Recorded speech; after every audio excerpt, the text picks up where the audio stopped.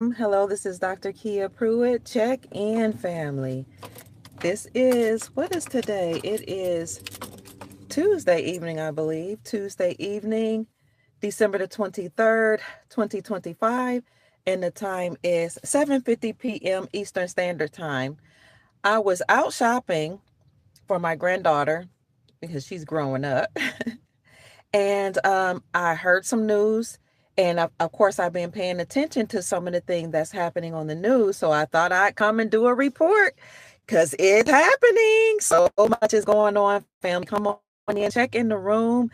Let us know who you are, where you're hailing from. We're just going to relax and give this report. I'll try not to be long tonight because I know, tomorrow, Christmas Eve, for those of you who celebrate, and Christmas will be in 2 days. So come on in, check in. Welcome. A lot is happening. It is happening. So much was happening with precious metals that I couldn't keep up. So come on, I see 154 people in the chat. Come on in. Hello from New Zealand. Hi, New Zealand. Florida's in the house. Louisiana, Texas. All right, what's happening? I'm going to tell you. Delaware's in the house. Georgia, come in. Check in, family. Keep going. Come on in. God bless you as well, family. I see more Georgians in the house. Ohio, my home state, where I was from. I know. Oh, silver is past $71. But we're going to talk about that. Come in, family. Check in. Cleveland, Ohio. That's where I was born and raised. Hi, New Jersey. Hi, Nevada. Rhode Island's in the house. Welcome. Virginia's here. Keep checking in, family. Oh, I love this. Puerto Rico. My granddaughter's Puerto Rican. Louisville, Kentucky. Hey, that's where I raised my children. Hello, Sister Elizabeth. West Palm Beach, Florida, my home state now. Currently, I'm in Florida. I'm in Jacksonville, Bethlehem, Georgia, Detroit, Vegas, Atlanta, the ATL's in the house, New York City. Look at that. St. Petersburg, Florida, England's in the house. Arizona's here. Come on in, family. Texas, more Texans, Charlotte, North Carolina. We're at 206 people. Come in, family. Oh, I'm so glad. Louisiana's in the house. Michigan, Virginia, Columbus, Georgia. What's up? Oh, I got some stuff to tell you. We've been saying things are going to happen, and we've been bringing people in to talk about this. Hi, California and Mount Vernon, Kentucky. I see you, North Carolina. I see you, England. And we've even brought people on that say it's going to happen, where Trump is going to really set a precedent when it comes to immigration. And I was like, oh, that's a little aggressive, but Lord, it's happening. Come on in, Brooklyn. I see you. Hello. Alabama, South Carolina. You're watching from Ohio. I see 232 people in the chat. North Kakalaki's here. Las Vegas, sending love. Hey, Las Vegas is going to be on the rise. I've heard that's where the new United States Treasury Department is going to be. I've been hearing that for the last 8 years. Also, a lot of those casinos that were in Nevada were owned actually by many Saudi princes and other billionaires that was using those places to launder money, do a lot of trafficking underground under those tunnels. And since the United States has ended their relationship with Saudi Arabia and no longer protecting the princes that were buying up land in Nevada and elsewhere, all of those casinos are either going to be closed or they're going to be bought out. And remember, in Nevada, they would say whatever goes on there, whatever goes on there, it stays there, right? It was Sin City. In Las Vegas, Nevada, prostitution was legal, a lot of trafficking going on. Pay attention to Nevada, because that desert land will now, it will change. All the nefarious activity will be closed. The pornography, the doing things with children, the things that women were doing for money, all that's going to stop. The casinos, again, a lot of them going to close. And the ones that are open will be open for other things. So another thing that's going to happen in Nevada is the mines are about to open up. My son is trying to come. The mines that were there, the silver and gold mines, are going to open back up. So you guys are going to flourish in Nevada, all over the country and all over the world. Also, you're going to see lakes spring up in Nevada, California, that whole western area, Texas even, that had been considered a drought area. All that, the water had been held back purposely and intentionally. The water is going to be released to now You know what? That might be why there's some flooding going on in California. The water had been dammed and held back from the people to keep it a desert, but that's not natural in that California, the whole western area, in Nevada, all that area, New Mexico. Thank you for the gifts. I appreciate it. I love hot chocolate with peppermint. Somebody just put mint is one of my favorite things. Thank you, somebody, for that gift. But all that's going to change. I just want to say that in Nevada, you're going to see lakes and rivers spring up there. That whole western hemisphere, the western part of the country, including Nevada, and grocery stores and businesses are going to come back. And when those silver and gold mines and those rare earth mineral mines open up, you guys are going to be extremely wealthy. So thank you for checking in from Nevada. Greetings to you too. Hello, Venezuela's in the house. All right, we have 366 people in the chat. I'm going to keep talking. Come on in. A lot is going on. Greetings to you too. Silver to the moon. I know we're here. Hopi prediction. Somebody put the Hopi prediction there. So let's get on with the talk for today. Thank you all. And thank you all for those of you who sent me a Cash App earlier. Cash $ Mama Kia 13, MAMAKIA 13. But let me talk to y'all about what's going on before I go back in the store and do some more shopping for my granddaughter. She is growing up. Hi, thank you for the gift. Thank you so much for supporting me. Who is that just sent $20? I can't see your name. Please forgive me. Lisha, thank you so much. I appreciate you. God bless you. Sheila's in the house. So let me tell y'all what's been going on. Y'all, some of you know because you've been paying attention. Silver is actually at $72. It's happening. And they said that silver would go up to $100 by 2026. And when they made the predictions, some of the economists that are actually gold and silver bugs, it sounded a little outlandish. But silver is at $72 per ounce. Gold is at $4,500, $4,525 per ounce. This means that silver and gold have hit all-time record highs, new all-time record highs, family. So if you had silver and gold or you bought it when it was low or cheap, you have made a great return on your investment. Just last week, I went to talk to my local coin dealer about silver and gold and asked them what's happening. They said that so many people were hard pressed for cash because the bills are rising and they couldn't afford a lot of bills, that they were actually selling their silver and gold. Thank you, Terrell, for the Cash App blessing. I appreciate you. They're selling their silver and gold. And what my coin dealer said was, now when they sell it back, we've run out of cash. We have to give them a check. So people are selling their silver. Meanwhile, silver and gold are going up. Now, if you're interested in getting silver and gold, family, it is going to continue to go through the moon. Let me tell you, because in order to pay off the debts here in America alone, gold has to be revalued to $10,000 per ounce, between $10,000 per ounce and $100,000 per ounce. The gold bugs have been saying this for a long time, and economists have been saying this for at least over a decade. And that's when gold was less than $1,000 per ounce. They were saying that. Now we're at $4,500 per ounce. So to pay off the debt, if gold has to be revalued between $10,000 and $100,000 per ounce, it will increase. It will keep going up. Because the basic economic principle is, as the dollar, the US dollar, decreases in value, silver and gold increase in value. So you're going to have the metals that are going up in value because the USD is collapsing. The people that can and are in the know are saying, I'm getting rid of these dollars because they don't hold their value. But silver and gold maintain their value. And it's something that you can pass down to future generations. And it's lawful money according to Article 1, Section 10 of our Constitution for the Republic. I don't know how you feel about it, but I am so excited about the Republic being restored. And I'm going to tell you, as I keep talking, how we know it's being restored. It is happening, family. Go to your local coin dealer if you can. Get you some silver and gold, or silver and gold. If gold at $4,500 per ounce is not in your budget, get some gold backs. Gold backs, that's lawful gold. It's also considered legal tender. Gold backs are It looks like a dollar per se. It's a bill, but it is 24 carats pressed onto a note. And the half note is about $8, worth $8. The one note is about twice that much, like $16. But when I started getting gold backs in 2018, I could buy them for less than $1. Now they're $8. Okay. You can get gold backs for $8. Some of them you can get. Thank you for the Cash App blessing. Thank you so much, Sister Valerie.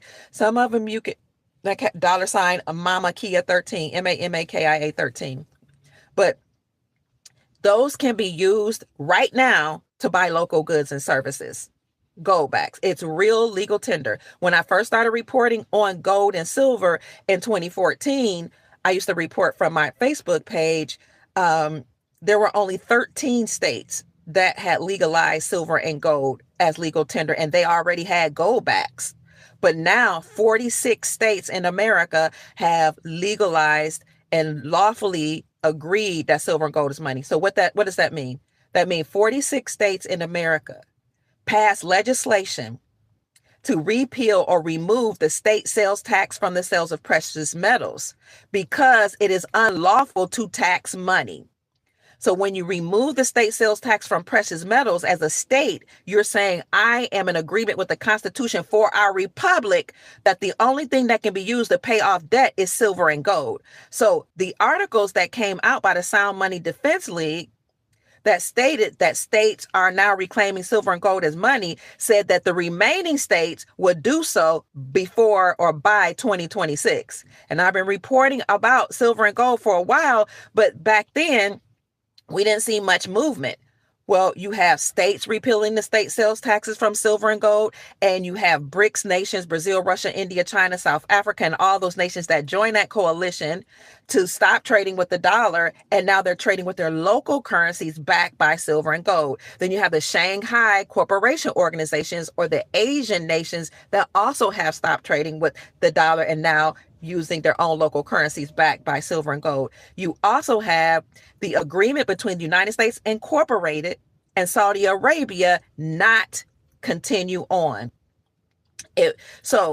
And what made the United States dollar the world reserve currency was the United States Incorporated's agreement with Saudi Arabia to protect the Saudi kingdom in exchange for their oil. And then United States Incorporated would force all nations to get oil from Saudi Arabia, but they must use the dollar. If they used their local currency, it had to be pegged to the dollar. Well, as of 2 years ago, that agreement between the United States Incorporated and Saudi Arabia was not renewed. Okay, that's how you know it was over. But before that contract was not renewed, Saudi Arabia joined BRICS in 2022. A lot of people didn't know it. So what made the United States dollar the world reserve currency and gave the United States Incorporated financial and economic hegemony, meaning they were the powerhouse they were the boss bees that they could be. They were running around being tyrants and bullies. What gave them that power, empowered them to do so, was the United States Incorporated agreement with Saudi Arabia to protect their whole kingdom. And those Saudi princes came here and bought up land. You can find articles that support that. Some of the Saudis ratted on the Saudi princes, saying they're buying up land in America, they're buying up oil in America, they're buying up casinos in America, and they're doing it all over the world. So the United States Incorporated had agreement with the Saudis. That could be why we saw so many so-called Arabs here in America controlling certain industries and putting them in the impoverished neighborhoods like the so-called Black community and running drugs behind the scenes with their gas stations as fronts and their little convenience stores as fronts. And they align with the United States Incorporated and they policy enforcers. That's why you see a lot of police officers in front of these gas stations and some of these Arab ran businesses. I'm just telling you what I know and what I saw. You saw that a lot of police, they would pull up and then hang out at the convenience stores because they were the ones that were running the drugs and they were selling it to some of those gang members in the Black community, and all of them were in cahoots together. And some of the entertainers that were those rappers, some of them were paid to also run drugs and guns and gang members in our local communities. How do I know? What is the biggest name? The biggest drug community in Louisville, Kentucky, where I raised my kids, is called No Limit. Now look up No Limit, what it is, who it was, who runs No Limit, and his affiliation with Louisville, Kentucky, and see why he has a relationship with all the lawyers there and was paying for some funerals and was backing up a lot of stuff that was going on, like the Black Lives Matter movement and Until Freedom and Antifa. I saw stuff with my own eyes. I was reporting from there. You got to be careful. Back then, you really had to be careful. A lot of the entertainers, judges, attorneys, they were all in it together. A lot of the foreigners that's been on our soil, a lot of them were all in it together. A lot of them were gangbangers. A lot of them brought drugs here and they were running drugs here. And a lot of them were trafficking children and women. A lot of the porn industry is trafficked children, trafficked women. Okay, so it looks like to some people Donald Trump is racist, but Donald Trump says he's America first. And you know what? He's getting rid of some of those entities that had come here on our soil and run roughshod. Oh, wait till I tell y'all what's the newest news. So listen, there's going to be some collateral damage. There are going to be some people that's like, I didn't do nothing. But you know what? You're here unlawfully. So what's the latest news that Donald Trump did? He's expanding denaturalization. He's saying you can call yourself an American citizen all day long, but he's stripping people from their naturalization. You know what? I'm sorry that it's hurting a lot of people, because you have a lot of people saying he's stripping Americans of their citizenship. No, he's not stripping Americans of their citizenship. See, this is where a lot of people don't have it right, because the definition of American are the autogenous original Aboriginal people here in copper-colored races found here in America. So you can call yourself American all day long. You can say, I've been naturalized. I've been here 20, 40, 50, 60, 100 years. You're not natural born. You might have been naturalized. And this is what I mean. A lot of people saying, like, a lot of people going to have to get out of here. And I was like, that sound a little harsh. Like, calm down on that. But Donald Trump is not playing. He's not stripping Americans of their naturalization. He's stripping foreign-born people of their naturalization. He said, if you weren't born here, you got to go. He is not playing. And he's taking a lot of this through civil court instead of criminal court. And people said that's really causing a lot of people to be terrorized. A lot of people looking over their shoulders. They're like, look, but I've been here for decades. I kept my nose clean. I did this. It's not about that. It's about the fact that a lot of people were allowed to come here to take the place of the people who were prisoners of war here, being the true original Americans. Unbeknownst to them, a lot of people didn't even know it, but they were allowed to come here because the best way to overtake a nation, according to the book by Machiavelli called The Prince, is by sending in colonies. You can do it two ways. You can take over a landmass two ways. You can go to war with a military, or you can go to war by bringing in colonies. Now, if you go to war and you enslave people and make them prisoners of war by bringing in the military, it's expensive. It's costly. Like, I love to read. My mama taught me how to read before I started school. Thank you, Mom. I wasn't allowed to play with toys and baby dolls and all that stuff that the other kids did. I couldn't watch cartoons. My mama said no TV for you. And when she did have one, she had it in her room. And then she said it's too much because I don't want y'all sneaking. So she cut the cord. No TV. You're going to read. We had to read encyclopedias, books, newspaper articles, and write her reaction papers and critical thinking papers before I started school. That meant before I turned 5. So thank you, Mom. And we had to read the Encyclopedia Britannica, the World Atlas, all the dictionary from A to Z. Thank you, Mama. Because now I understand and understand a lot of things. So a lot of people are scared, terrified, looking over their shoulder like, what we gonna do? What we gonna do? Well, one way that the people in power, remember I said the United States Incorporated, they're the ones, their dollar is crashing. Their fiat is crashing. They were group of bloodline families. I've heard people say, you can come on my show and talk, but don't talk about bloodline families. You know why? Because they know that as soon as the Aboriginal copper-colored people wake up, We're going to stop letting everybody oppress us and walk over us. And maybe we'll get some sense about ourselves and start governing ourselves wisely and treating everybody with love and respect and do the right thing by our own communities and do the right thing by people. But when we wake up, the good news for everybody else is when we wake up, we don't mistreat everybody like they mistreated us. But when we wake up, we're going to stop calling ourselves thugs and bitches and whores and my nigga. We're going to stop doing that. We're going to stop mistreating each other and say, hey, ho, how you doing? What's up? We're going to stop showing all our body parts. We're going to stop sagging with our pants down. We're going to stop selling crack because we know we were kings and queens and that our parents and our great-great-great-grandparents and our ancestors left us the land to live and thrive off. And if we want to share it with people, that's for us to do and not foreign bloodline people who came here and usurped authority from our republic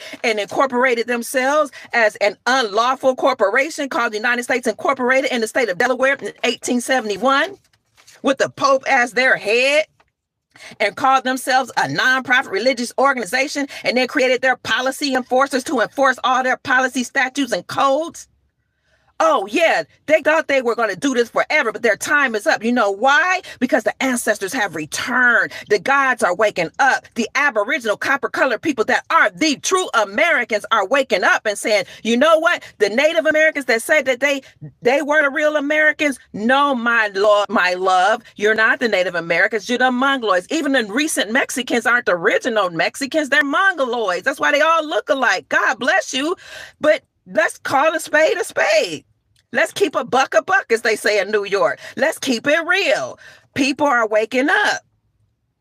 And we're saying, you know what? Y'all squatters on the land. That's why you live in teepees. And God bless you. We understand that you had to run away from what happened to you in Asia. And you were allowed to come here to live in peace and in harmony. And some of y'all we married each other. But what you're not going to do is claim our inheritance. What you're not going to do is keep saying you're the real, true American. What you're not going to do is continue with the confusion. And some of them would even tell you they're on the Dawes Roads. They paid $5, like even some Europeans, $5. And that's why they call $5 Indians, because they pay $5 to be on the Dawes Roads to say that they're the Indian. But when you read the history books, it will even tell you that the copper-colored so-called black people, the Negroids, the colors, the African Americans, the Injas, Iganes, the Ninjas, the Nijis, the Moabites, they were the original people here. And some people say, why does it matter? Why does it matter? Why doesn't it matter? Because so it's okay for me to call myself a ninja. It's okay for me to call myself a bitch in the hole. It's okay for me to act like a clown and to steal and kill up my own sisters and brothers. Oh, that's okay. But it's not okay for me to wake up my people and say, wake up, your kings, your queens. The Atlantis was here in Atlanta. The Atlantis was here in America. That every other country that people call great, like Morocco and Egypt and Babylon. Thank you so much. Thank you for the hearts. Thank you for the Cash App blessing. $ Mama Kia 13. People keep saying, oh, Kia, I want you to align with me, because they know that if they get to come on my show or I come on their show, I'm going to increase their numbers and make them popular. But you know what? No, we got to pause on all that. We're just going to tell the truth right here. I can stand on my own and tell the truth with my soldiers around me by my side, supporting me. With all the sheiks supporting me by my side. Big Mama is talking right now. Everybody else need to be quiet. Big Mama is speaking right now. Everybody else need to just pause. The soldiers are in the house. The chiefs are in the house. The chiefs on the land are in control. As long as we acting like fools, it's okay. But as soon as I say stand up, wear your feathers up, put your chest out, walk with your head up, know that you're gods in flesh. We're not gods. Yes, you are, as the scriptures wouldn't say it. A God is a creator. You don't want to co-create with the supreme being. You don't want to co-create with source. Sheik Asir, the Duke of Tears, told us last night, or was it the 2 nights before? You can usher in the golden reality. You can usher in a beautiful reality. When's it going to happen? When Jubilee going to happen? When you wake up and start saying it's here. When you start envisioning it in your mind and walking like it, talking like it, acting like it. That's what gods do. But you know what? The people who incorporated themselves in 1871, their time is up. They have run roughshod long enough. They allow everybody and their mama, daddy, sisters, brothers, uncles, and cousins, and children, and grandmammies and grandpappies to come here and open up businesses, get loans. And I know because I've talked to them, because I'm a beautiful woman. All you got to do is talk to one of their men and say, hi, in the gas station or wherever. How do y'all come here? They tell stuff to women, and they'll probably tell us to some of the men too.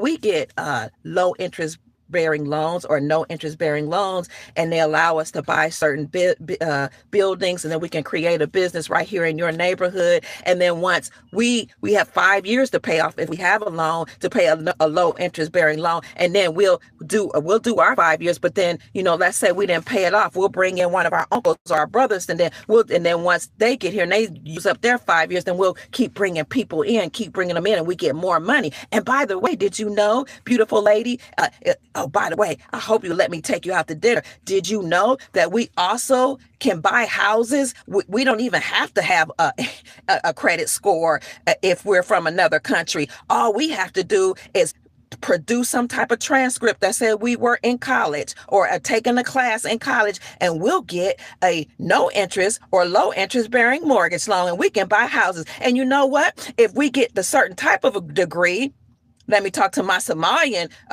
family members that I know that are doing beautifully in Louisville, Kentucky. All we got to do, if we go to medical school before we even graduate, we can buy our mama and daddy a brand new mansion right on 3rd Street, 3rd Avenue in the middle of Louisville, Kentucky. Or we can go in the east end of Louisville and we can build them mansions, and we don't even have to have a mortgage or a credit score. We don't even have to have a job. I'm like, really? No, we don't even have to have a job. Because remember, I was a student counselor, right? Academic counselor. We don't have to have jobs. All we have to do is say we're going to make a lot of money when we graduate from medical school or dental school or nursing school. We're going to make a certain amount. We didn't even completely graduate, but we got a loan to buy a house on the top of the hill. While the rest of you little people in America, y'all got to struggle, get it out the mud. And you know what? We came here with nothing. Oh, they brag. We came here with nothing. We got it out the mud. We came from nothing. And we couldn't even speak the language, but they didn't tell you that they got non-interest bearing loans. They got low interest bearing loans. Oh, I'm on fire today. I know what they did. They had undocumented student offices on the campuses where they got help to learn English, and while in college, while in high school, while in middle school, I've been from the bottom of the school system all the way up to medical school where I recruited students. They couldn't even speak English. They couldn't speak the English. Okay?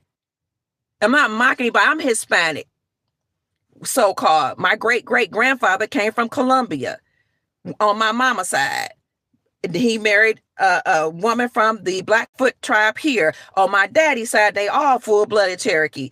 But they didn't speak the English. We had undocumented student offices where they got scholarships, housing for free, food cards for free, help academic enrichment programs for free, money, dinero, manyan. What else did we used to call it? Scratch. Okay. Dollar bills, y'all. Thank you so much for the cash out blessing. They got all supported. And when you look it up, they could become lawyers and doctors, even at the Ivy League schools. I know what I'm talking about. I even spent time in California. You can go to the Ivy League school. What's it called? Stanford? And become a lawyer in America as an undocumented person. So people can miss me with when we're being racist when we say it's not fair to everybody's here living off the inheritance of the people that put their blood, sweat, and tears here. And I'm not even saying, I don't even buy that whole we were slaves, we came from Africa, we built this country. No, we built this country. Our ancestors and some others too. I'm not going to take away from the others that helped build this nation that was even greater than it is today, with blood, sweat, and tears because they sprung from the soil. We weren't no slave. Miss me with, we slaves from Africa. No, the plantation was Big Mama's house. It was the family house and the family farm that we had. So they allowed people to come here and take advantage of us. And again, as the prince wrote in Machiavelli, the easiest way to enslave or colonize a person is to send in colonies.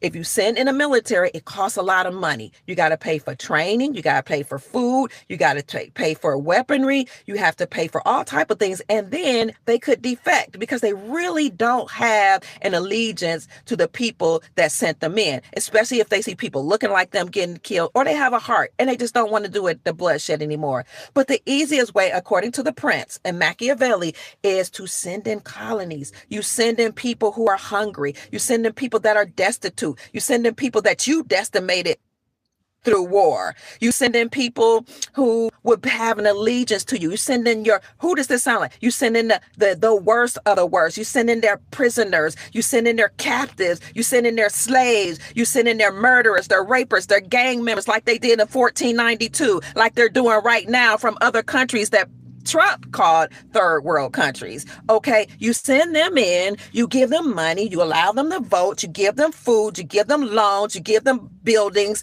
you allow them to have gas stations and hotels and their own little malls, and you have let them set their offices up, and now they're the doctors and they're the lawyers and they're the politicians and they're the ones that's running the government, and they're the ones who are the entertainers, and they look like us but they ain't us. They might be brown in the entertainment industry, but they from Jamaica and Haiti and Africa and other places, and Europe even, but they're Africans that were in Europe, but they're not American. Most of them are not American. What is the 1828 definition of American? The copper-colored races discovered by Christopher Columbus and the Europeans, but now applied to Europeans in America. So you can get naturalized as a European, you can get naturalized as an African, you can get naturalized as somebody from another country, but that doesn't make you American. And that's why Trump is going after naturalization. He's expanding denaturalization. So a lot of people are now uncomfortable. And I have a heart. I'm a living, breathing woman. I have a heart. I don't want people just getting kicked out of here. But the ones that are here unlawfully and the ones that are here mistreating anybody here, the children, the women, the original Americans, they have to go.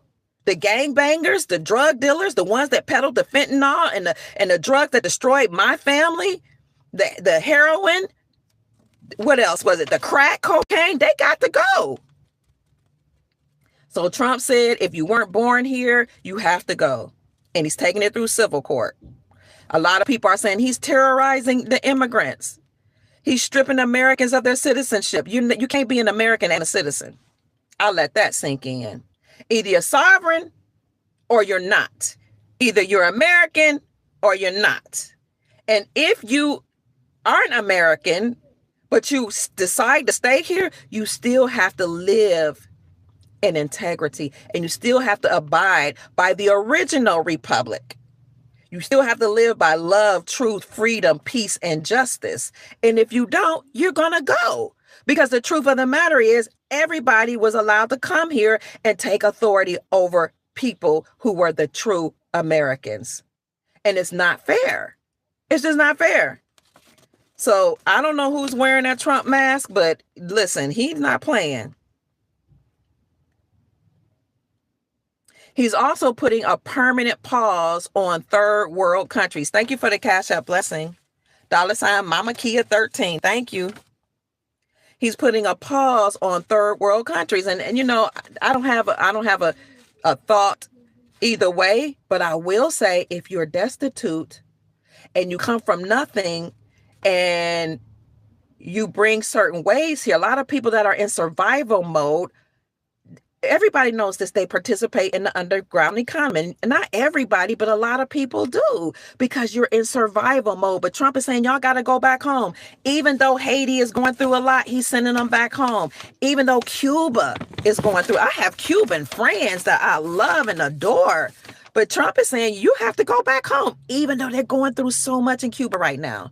Did you know that they're having rolling blackouts in Cuba right now? That starvation is on the rise right there in Cuba. Homelessness now is unprecedented in Cuba. They cannot survive there. There's a virus that is going running through Cuba that my friend just told me about. It was so bad that the airports were closed down in Havana. But Trump is even sending Cubans back, even with the homelessness and the viruses and no food. And he's saying, but that's your home. And other people are saying, it's not fair. Why you send them back? Because it's their governments.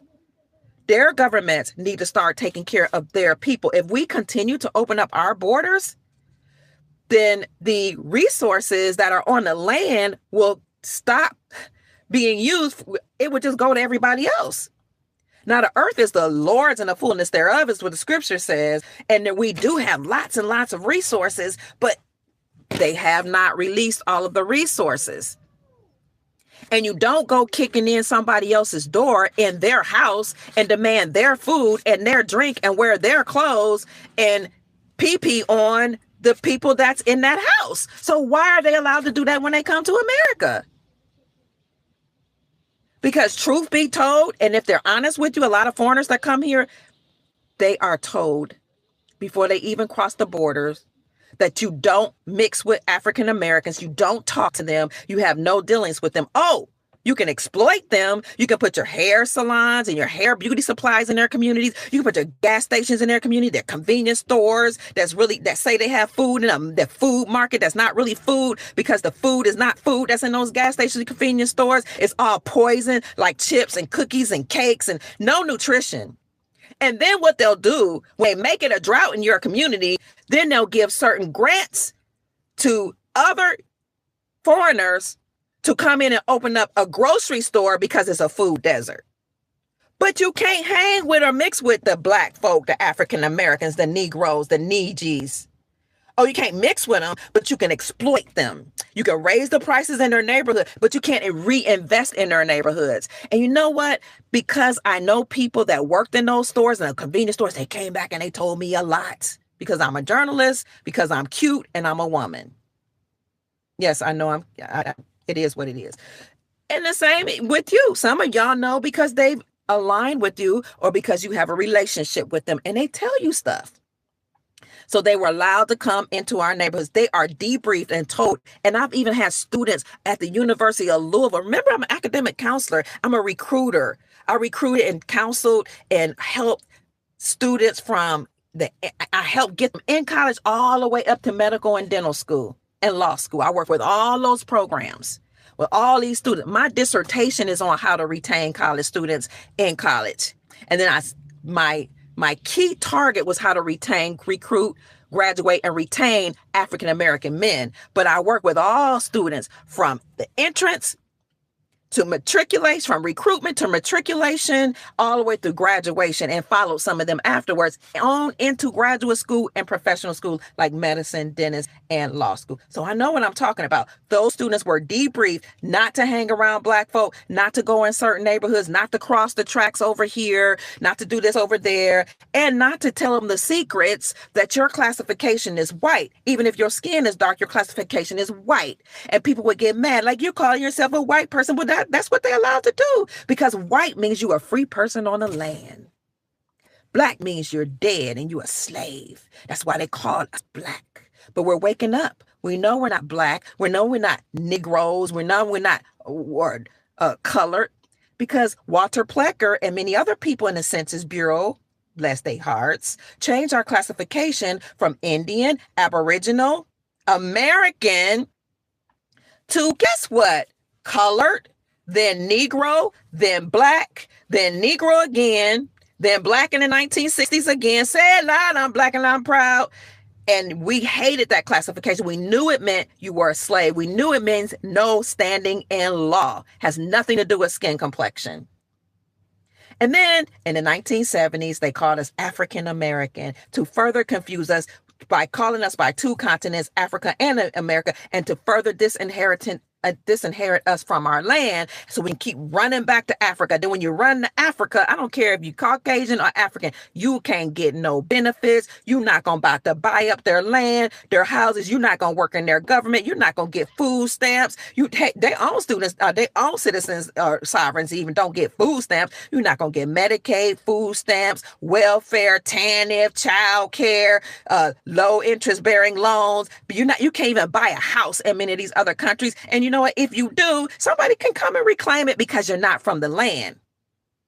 But you can come here, be classified as white, even if you're dark, and that's your standing in law, and get all these benefits. And I'm not even using it as an excuse, because what people that are called the original Americans have to do is stop playing the victim and stop. I know we have been victimized and mistreated, but you got to stop saying, oh, it's because this person did that to me and that person that I did that to me. Because if you woke up and actually listen to people tell you, like your mother and father and grandparents, that you are the original and you got Indian in your family, instead of believing what the enemy told you, being those who created the educational system, when they told you were from Africa, and your parents and family said you weren't, you got to start listening to your own family members and turn off that television. Because the people like Alex Haley that created the Roots documentary that said we all came from Africa, he was slewed by a European man named Harold Corlander, a Caucasian man, who said Alex Haley, who was an an Aboriginal, so-called black man, stole my characters from my book called The African. Thank you so much for the blessing. Blessings, Dr. Kia and the Amazing Soul Tribe. Thank you so much, Carrie. Harold Corlander said Alex Haley stole or plagiarized the characters from his book called The African, and created that lie that his people came from slave ships. So we have to stop watching Hollywood movies. You can't blame somebody for what you turn on in your own house. You can, but then you just look like a fool. Well, the stories told me that I'm a slave. Well, the books told me I'm a slave. Even when the ancestors are speaking to you and the elders are speaking to you and saying otherwise. Well, somebody else told me I should hate and blame other people instead of waking up and taking care of myself. Now, we know that people have been mistreated and drugs was filtered into all of our communities. But you don't have to pick up the drug. You don't have to pick up the gun. Now, I understand psychology. I have a degree in psychology as well. I know that as you're told you're called a slave all of your life, it becomes a self-fulfilling prophecy, and you start acting like a slave, walking like one, and you start acting like a drug addict and blah, blah, blah. That's why you need to turn off the television and the filthy music that's coming on the screen. And that's why we need to educate our children and stop whining and complaining. The school system did this. The teachers are racist. They won't let my children wear their locks. Oh my God, they're telling them that they're slaves. Oh, they're mistreating little Johnny. They won't acknowledge him when he waves his hand. Well, Kwame Kunjufu told you in the conspiracy to destroy the black boys in the 1970s that the education school system was against your little so-called black boys. Oh, Miss Andrea is a real thing. They hate my little black son. They put him on Ritalin. They put him. No, you allowed it to happen. Wake up and stop blaming everybody. Be the mother you're supposed to be. Train your children. Raise your children. Learn how to get along with your husband. Learn how to shut your mouth when it needs to be shut, and only open it when it needs to. And stop being so focused on yelling at, arguing at your husband, your child's father, and learn how to live in harmony. If you're a man, that's a lot of we know what a lot of y'all like to do is have a lot of women. Learn some self-control and focus on your family, and stop blaming white supremacy and the powers that be. Because when you turn over your children to the enemy gonna do what the enemy does, and that is treat your child like they the enemy. And then you're gonna sit here and cry on Facebook and social media and look like a fool. Because don't nobody care about you crying or marching down the street talking about Black Lives Matter and we shall over. Don't nobody care. Don't nobody want to hear all that. Learn what a lawful protest is. A lawful protest is a notarized document or statement articulating your grievance, and then you go through a certain process to get it taken care of. But a lot of us don't know what a lawful protest is because Martin Luther King, Michael Luther, whatever his real last name is, told you that you're supposed to be marching in the streets, talking about we should overcome, and drag your kids through the streets to get mauled down by dogs and water hosed. But a lawful protest has nothing to do with that.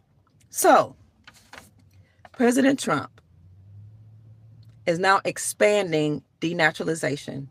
If you're from these countries that are third world, where they're in starving, and it hurts my heart. I love the Cuban people. I love the culture. I do salsa dancing. You know, there's a Cuban man I was very fond of, it breaks my heart. And I know his family, and I don't know what to do, but what I do know is President Trump said starving is going on there, homelessness, viruses, but that's the government of Cuba's job. And why everybody want to come here, not the Cubans per se, but why they want to come here in America, wave their flags, talk about our country, talk about our president, spit on our country, wave your own flag on our soil, say that our country is no good, but you wouldn't do that in your own country. You don't like America? Why don't you go home and make your country great again? How about that? Why don't you wave your flag in front of your president's face and march up and down your streets and cry and scream and holler and talk about, put your middle finger up at your president? You know what? You're so brave when you get on the soil of America, but you can't make your own country great again.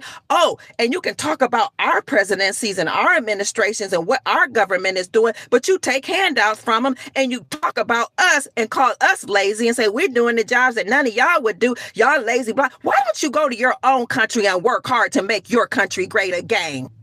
Okay?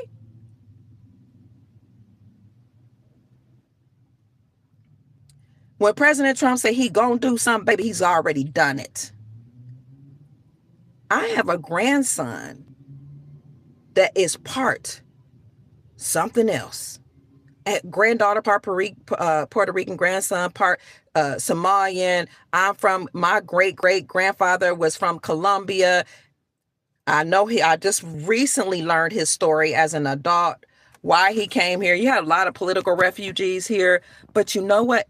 Hey, President Trump, he said he was going to go after the Somalians one day, and the next day ICE was knocking at their door. He's not playing.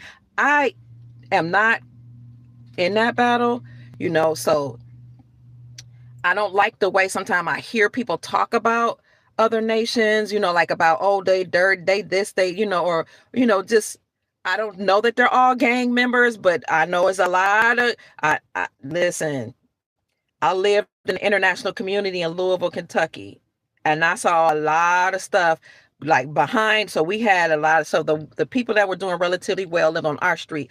A couple streets behind, you saw people from third world countries that would come up dead, were put in prison for selling drugs. And I'm like, I thought they were just from third world countries. How do they know about selling drugs? How are they in gangs?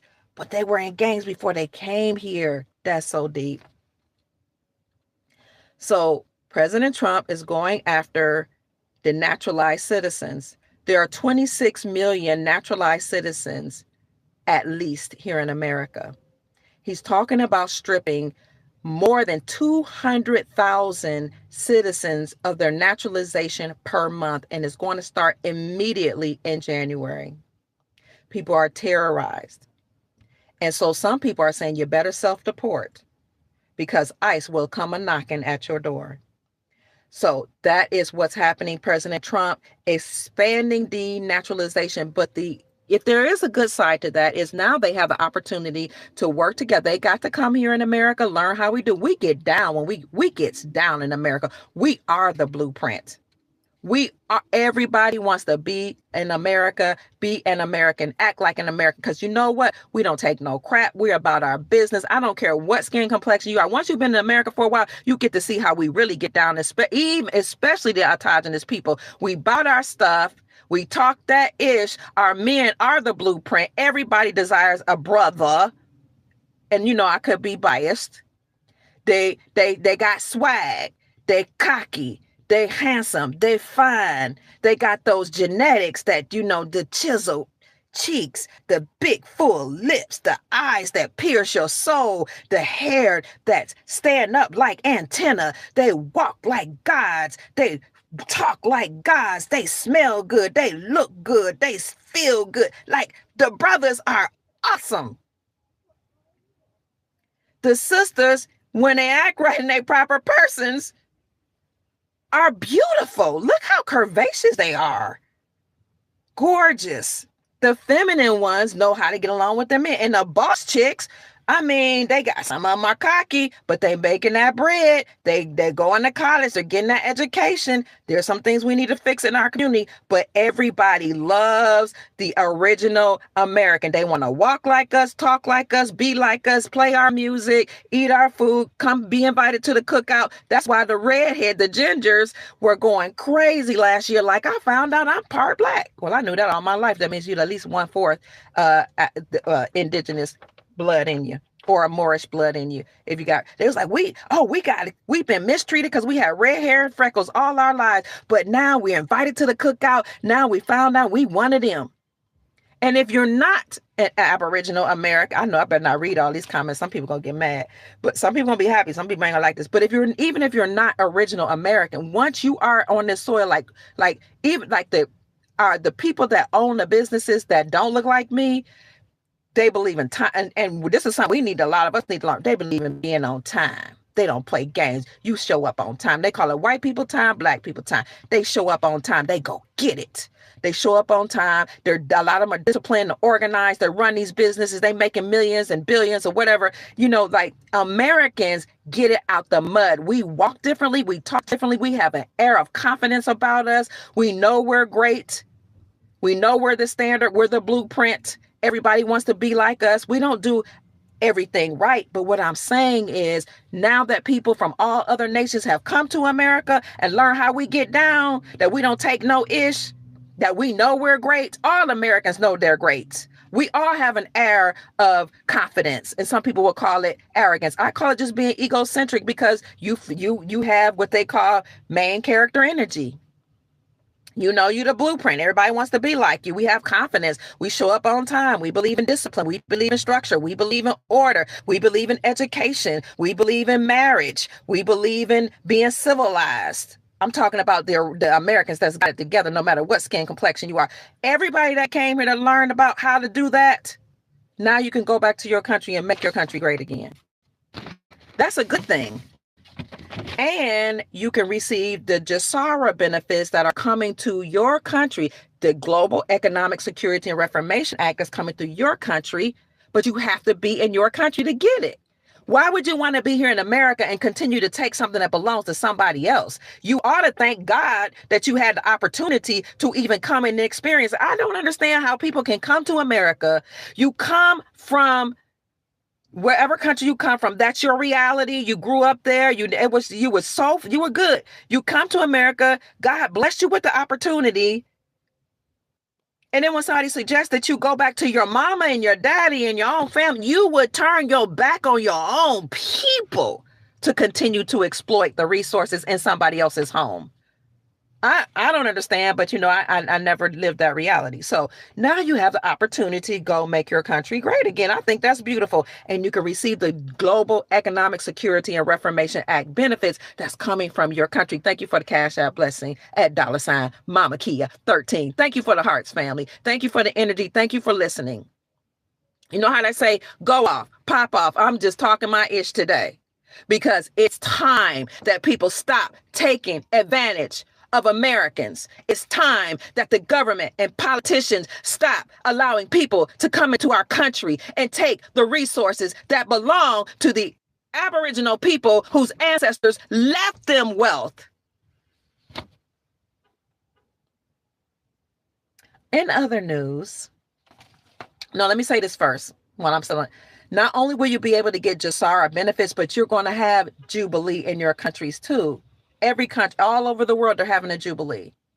Not only will you have a Jubilee where all the debts will be wiped away, and will you have all the benefits through. You look at my videos on the SARA. SARA is the same way. The Global Economic Security and Reformation Act. I might do a new video on that, where you're going to have a global peace. You're going to have the gold standard. In 2022, 85% of the global population had joined BRICS: Brazil, Russia, India, China, and South Africa. Now they're even more. In 2022, that only left 15% of the world population that hadn't joined BRICS and decimating the dollar. Stop trading with the dollar. They peg their currencies to silver, gold, palladium, platinum, and other resources, oil, rare earth minerals, all over the world. So you're going to be able to enjoy the natural resources in your land and the rare earth minerals and the precious metals.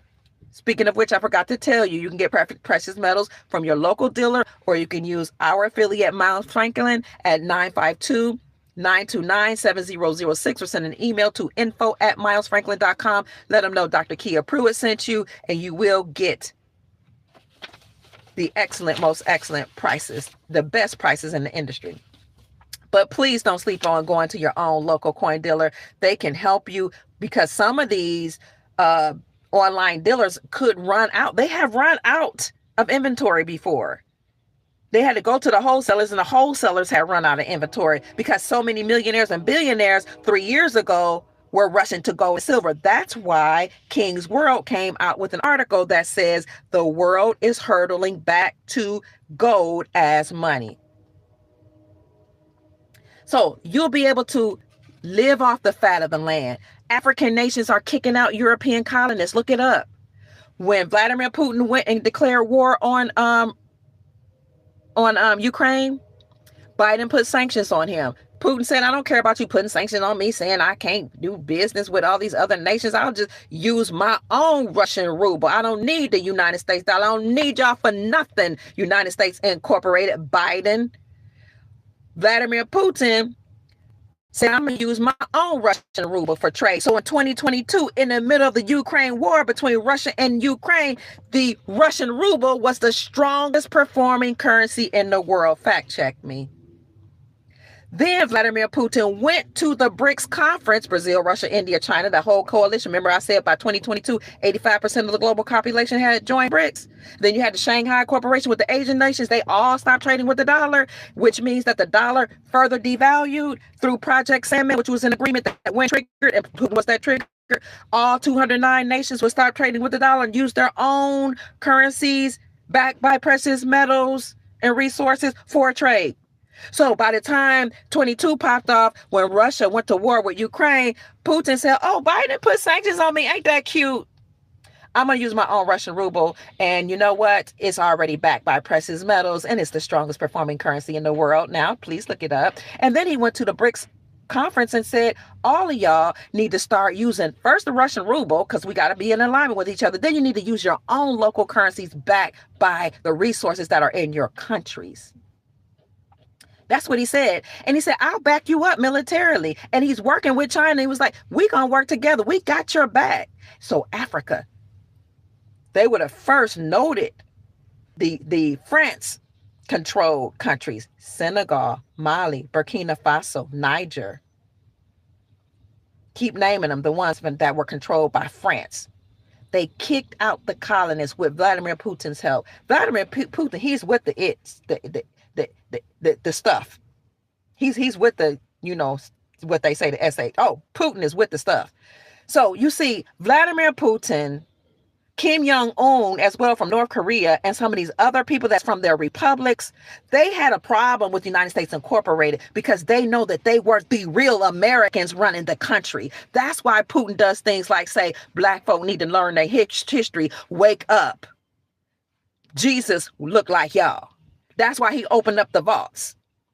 Okay, that's why the Colombian president just said at the United Nations, just last month, he announced in front of the world that the so-called black races in the Americas are the original Aboriginal Americas. And it looked like it was like he just came out of nowhere in his statement. He was talking, saying, this is my last term anyway. I'm going to say what I got to say. That's the Colombian president. They don't hate America or the Americans or our republic. They hate and despise the people who usurped authority from the original Americans here and created their own constitution called the Constitution of the United States Incorporated. They hate them because they're bloodline families that some of them might look like us, but they ain't us. And they might call themselves American, but they ain't American.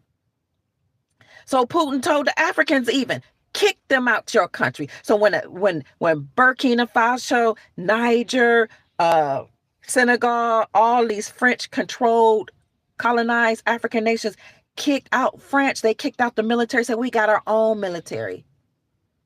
The Africans then created their own payment system, PAS. I reported on that when they first did, or PAP, something like that. They created their own payment system. They started using their own currency. They said we got our own military and we're backed by Putin and China. And then what happened in France?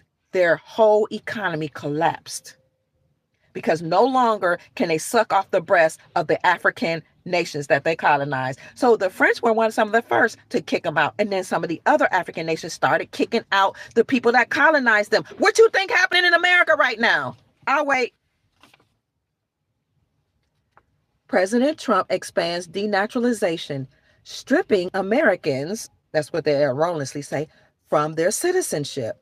Those people who were not born here, who became naturalized, are now getting stripped. He's kicking out all those nations of people that were allowed to come here and colonize America. 6'7", 6'7", 6'7", 13. 13 is a powerful number to indigenous peoples. There was a saying that said, somebody just put up 6'7", let he who understand the number 13 receive peace, power, and prosperity. That's why they told you to be afraid of 13, because it has a very powerful meaning, very powerful symbolization. So Trump is doing the bidding of the Republic, and he's getting rid of, I can't say if it's fair, if it's nice, but you know what? A lot of our people have been so conditioned to think men have to act like women, and they have to be passive, and they have to be sweet and loving and nice. Nice isn't even y'all got to read books by like The Art of War, like 48 Laws of Power, like The Prince by Machiavelli and some of other Machiavelli's work. People that are in power are not nice. Nobody respects a nice man. Are you kidding me? We've been told men are supposed to cuddle. Oh, he needs to protect my emotions. Oh, he needs to hold me and make me feel safe. And he needs to, he needs to cuddle me. He needs to get along with me. And he needs to get along with my program. He needs to tell me he's sorry. And even when I act like a bad bee and I cuss him out, he needs to come to me and he needs to, say, oh, I'm so sorry, baby. Please come back. Oh, baby, come back. You can blame it all on me. I was wrong, and I just can't live without you. Doom, doom. Baby, come back. You know that song? That's the way women want men to act. You can blame it all on me. There is something that I just can't live. Doom, doom, doom, doom. There is something, but I just can't live without you. That's what we're used to hearing. But a man stands 10 toes down and he says what he means and means what he says, and he has authority and power. That's why God gave him bass in his voice. He was created for war. That's how men used to act when I was growing up. When a man would walk in the room, everybody would be silent. When I was growing up, we couldn't even listen. I respect and I still revere. I have a healthy level. You can call it respect, reverence, fear. I don't give a care for men. When I was growing up, my granddaddy didn't even have to raise his voice. When he walked in a room, everybody straightened up. He was a man of few words. That's what I'm used to. I'm used to a man walking in a room and everybody just shutting up. Everybody just stopping whatever they're doing. We didn't look men in the eyes. We didn't talk about them. We didn't cuss them out. We didn't spit on them. We didn't put our finger in our head. In their head and tell them what to do. We didn't say, you're going to learn the power of a woman. I'm a woman. Hear me roar. We didn't do none of that. We had a healthy respect. But you know what? We've been conditioned that we're equal to men, that men have no power, that they're supposed to be wussies, that they're supposed to submit to us, that they're supposed to be sweet and pleasant and nice. And so now when a man comes in his authority and he says, I don't negotiate with terrorists, we get all offended. When a man says, if you're not American, you got to go, we get offended. People say he's not even American. We don't know who's underneath that mask, but we all do know he is the last president, and he is going to step down with the ship that's sinking. We were told that a long time ago. He going to do what he was called to do. He's going to be the commander of the military, and he's the military commander. He's going to take down the deep state as the last president, and then he's going to step down. And then he's going to disappear. Some people might say he transitioned. Some people might say he went away. He going to disappear. I said it. Today is December the 23rd, 2025. I don't want any harm, but he's going to step down because his job is done. So when a man steps up and say, I'm doing my job, you're going to do what I say, or either you got to go, we get all wussified. And oh my God, that's so wrong. That's so bad. You need to be nice. That's not what men do. Men go to war. They were created for war. If men were nice, we wouldn't be protected. If men were nice and sweet and nurturing and pleasant, everybody would run all roughshod over us. And nobody would protect the women and the children. We got to allow men to be men. Sit back and let a man be a man. My God, like it's sickening to me, and I'm a woman. I can't stand this one. He think he's bad and he's a leader and I can live without a man. But yet you depend on the government. You work for the government. You got food stamps. You got welfare. You got Section 8 entitlement benefits. You laid down with somebody and made all these babies, but you don't need a man unless you horny. Or you ovulating. But you know what? Biology speaks. And that's why y'all got babies by married men. That's why you got babies by thugs. That's why you got babies by somebody you said is no good. Because when your biology said it was time to procreate, you got on your back. But then you get up, wipe your mouth, act like you ain't never done nothing, and then say, I don't need a man. But you'll go to Zaddy, the government. But when he corrects your behind and tap that behind and take away them benefits, all of a sudden you can't stand a man. But you let them pimp you and tell you you don't need a man and you bigger than a man. You a boss bee. You got the most education in the world because you allow the so-called man that you listen to, as us women, tell you through the television that you can be like Atlanta Housewives, that you can be like some of these women that are playing the war of the roles of whores. Have you ever noticed that in a lot of the popular shows, like these president shows, the black woman, the indigenous, autochthonous, copper color race woman is the bed wench or the side chick or the mistress or the hoe or the one that can't get enough sex? She's very rarely married. She's either popping off at the mouth, fighting, cussing, yelling, or having a bunch of babies by Ray, Pookie, or even the president. But he ain't marry her. You never notice that? And those are the shows that our women like to watch. And then when the husband say, turn that off because I don't like it, you can't control me. You can't tell me what to do. When he's trying to protect your peace and his and the peace and the sanctity of his household. You ever notice the way the so-called black woman on a lot of these shows is showing all of their cleavage or their booties out or got the booty shorts on in some of these shows, but right next to her would be the soft, sweet, married European Caucasian woman. But she's the brass, crass, nasty mouth, disrespectful, obese woman, or if she does have a curvaceous body, she's showing things all the way up to her vaginal spaces, or she's the one shaking her booty on TV. You ever notice that? And then when your mama or your daddy or your husband or your boyfriend say, don't act like that, you can't control me. I see them all on, these men trying to control me. We need to decenter. We need to, or we need to marry out. You think that a Caucasian man gonna put up with loud mouths and disrespect and popping off? Okay. Because the brothers accept more than every other man that I know. But go off, sis. Do you? Go ahead. Go ahead, be Portia and them on TV. Go ahead, be the Atlanta Housewives and not be married. And you will say you don't want to be married, but you the same one that said they ain't no good men. Well, if you don't want to be married, why you care about the men? Why you care if they're no good men or not? Yes, I'm going off today. I've been having a lot to say.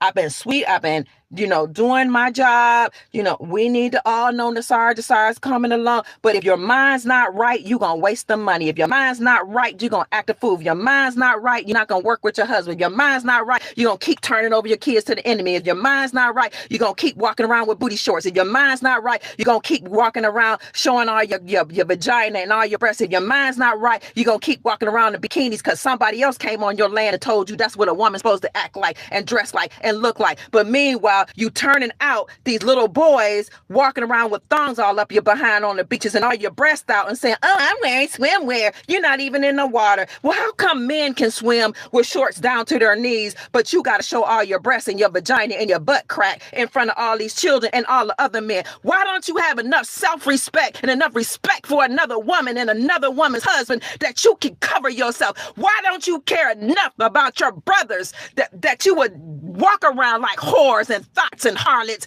and showing all your body parts, turning men on because you so free and you can do it? Why don't you care enough about that sister whose husband can't help but see what you doing while you're showing your whole behind?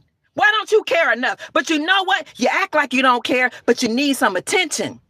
And at night, you're online when in the daytime you're running off at the mouth, but at night, you sleeping with her husband. How do we know? Because you came up pregnant with kids and you won't tell the children who their fathers was because it was Mr. Johnny's down the street. We need to help our brothers. We need to help the men. Everybody's visual, but people say men are more visual. So why am I walking on the beach showing all my behind and my vagina and my breasts? I have never worn a bikini, not because I'm so good or benevolent, because I was raised to cover my body. Imagine that. But y'all walking around like whores and thoughts, even on the beach, because somebody else came on your land and told you that was acceptable. Now, maybe it would have been acceptable if we weren't so sexualized, but y'all would do it in front of 3-year-old boys. Y'all would do it around prepubescent boys and boys that are just coming of age, and then and grown men who can't help it because when you walk around a man naked, his penis gets erected. Let's be real. We adults. You know what you're doing. You need some attention because you didn't have your father growing up at home, and I get it and I understand. Or because you had so many sexual partners, or maybe you've been exploited that you got a voracious appetite for it. And so now you want to turn on somebody else's man or somebody else's husband, and you don't want to take accountability for your part in allowing yourself to get pregnant. But you know what? Somebody has to correct you. Somebody has to make you feel uncomfortable. Somebody got to make you so mad that you put in the comment section that I'm against women. Somebody got to tell you to get some class. So Donald Trump is coming on here acting like a real brother, a real man. And people are saying, I'm not going to be with a black man. I'm going to decenter men and I'm not going to be with a man anymore. Or if I do, I'm going to. And you see these sisters online. Oh, you need the soft life. You need soft life because all black men are bad.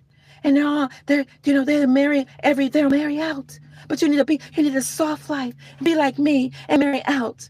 And wear the wigs like me and get caviar. And I'm looking at some of these women like just 3 or 4 years ago, you just came out the projects. Because I know you. I saw you online begging people, how can I get a white man? How can I get a rich man to marry me? But some of y'all, marry who you want. I'm happy for you. Some of y'all are dum-dums. You think that man with money, with wealth, is going to leave all his wealth to you? No, baby, he has a trust. You don't know about a trust. You don't know how to protect your assets. You might not have been raised with families that taught you not to leave all your inheritance to somebody who is just trying to come up. But these men with money, they know. And don't follow these entertainers. He had a prenuptial agreement, but it didn't mean nothing. He had a will, but she overrode the will. These people didn't have no wills and prenuptial agreements. These people got their stuff ironclad in a trust. A trust is something that protects your assets. You control the trust, but the trust controls and holds your assets. And the trust cannot be brought into court. It does not go through probate like a will. So if you want to trust, please go look for either a 503c1A trust or some type of common law irrevocable trust. You can contact your local asset protection person for a trust, or you can wait until the system completely turns over to the gold standard and get you a common law living business trust. Because when you go to your bank, when the wealth comes or you exchange your currencies, you all will have a wealth manager and a whole team, and they will help you create your trust. But if you want to create a trust right now, you can contact Chief Mac at unityemotion45@yahoo.com. UNITYINMOTION, unityemotion45@yahoo.com. Or you can go to your own asset protection person. So we interrupted our program just to give you that commercial break. And now let's get back to popping off. So it's time for us to stop allowing our homes to be destroyed. It's time for us to stop being disrespectful to our companions or the people that we're in covenant with. It's time for men to stop going online just bad mouthing women. Okay. I understand that you want to get the women in correction. Look, I'm a woman, and let me tell you something. I told my sons the way I see American women acting, all these babies. Listen, have babies with who you want, but please,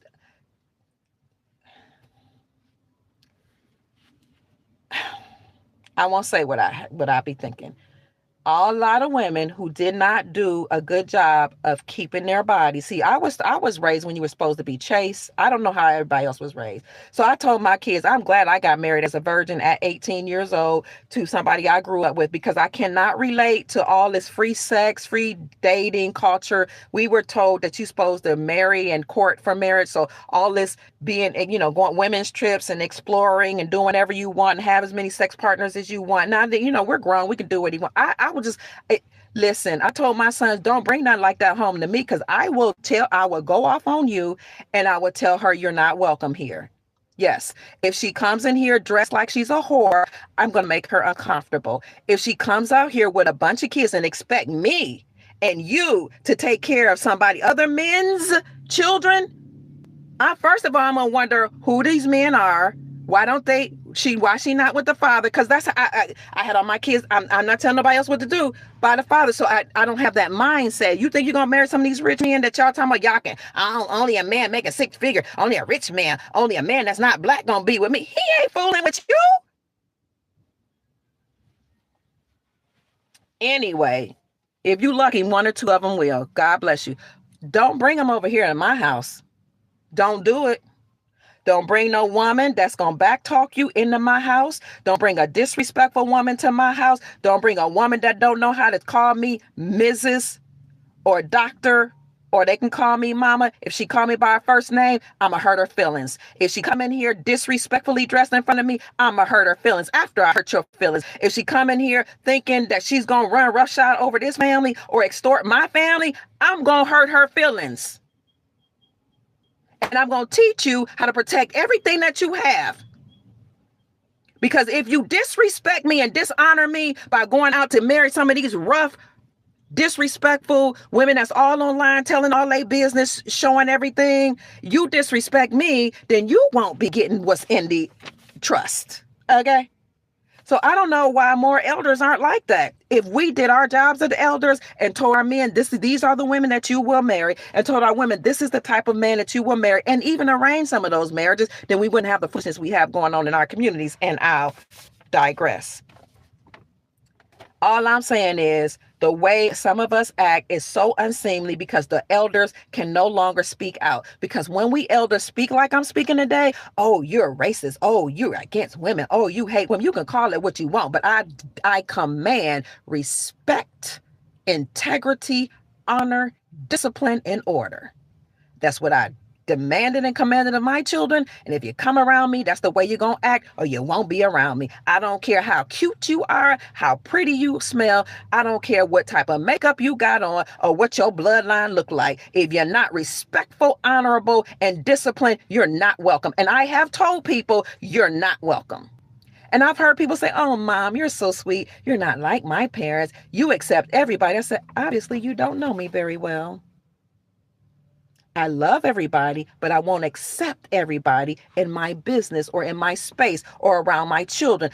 Women, start getting control of your children. Yes, choose their friends, choose what they eat, choose what they listen to, choose what they do, choose how they speak, how they walk, how they talk, how they sit, how they stand, control who they're with, participate in who they decide to marry. Don't let them go around here.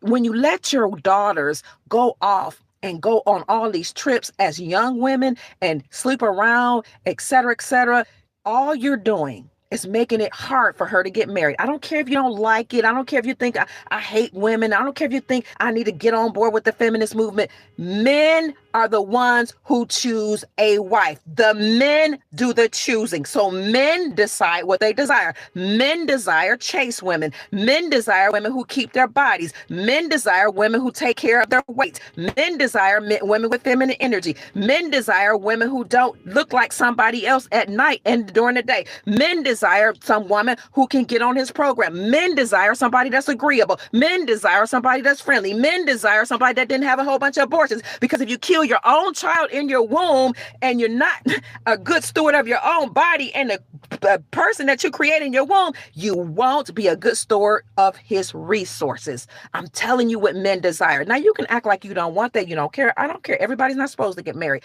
But if you desire marriage and if you desire that for your child, then teach them while they're in the womb how to behave. You should talk about the men. I'm not a man. I'll leave that up to the brothers.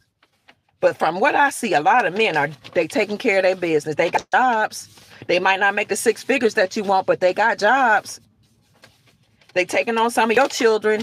And we want to, men abandon their family. Some of them do. And some of you run them away. But see, if you don't hear both sides of the argument, you don't know. Oh, he's abusive. Why? Because he told you that you're out of line. Because he told you shouldn't dress like that in the middle of the street. Because he told you to be respectful and honorable. And he shouldn't even have to tell you that because your mama should have told you that. Your daddy should have told you that. Your pastor, your priest.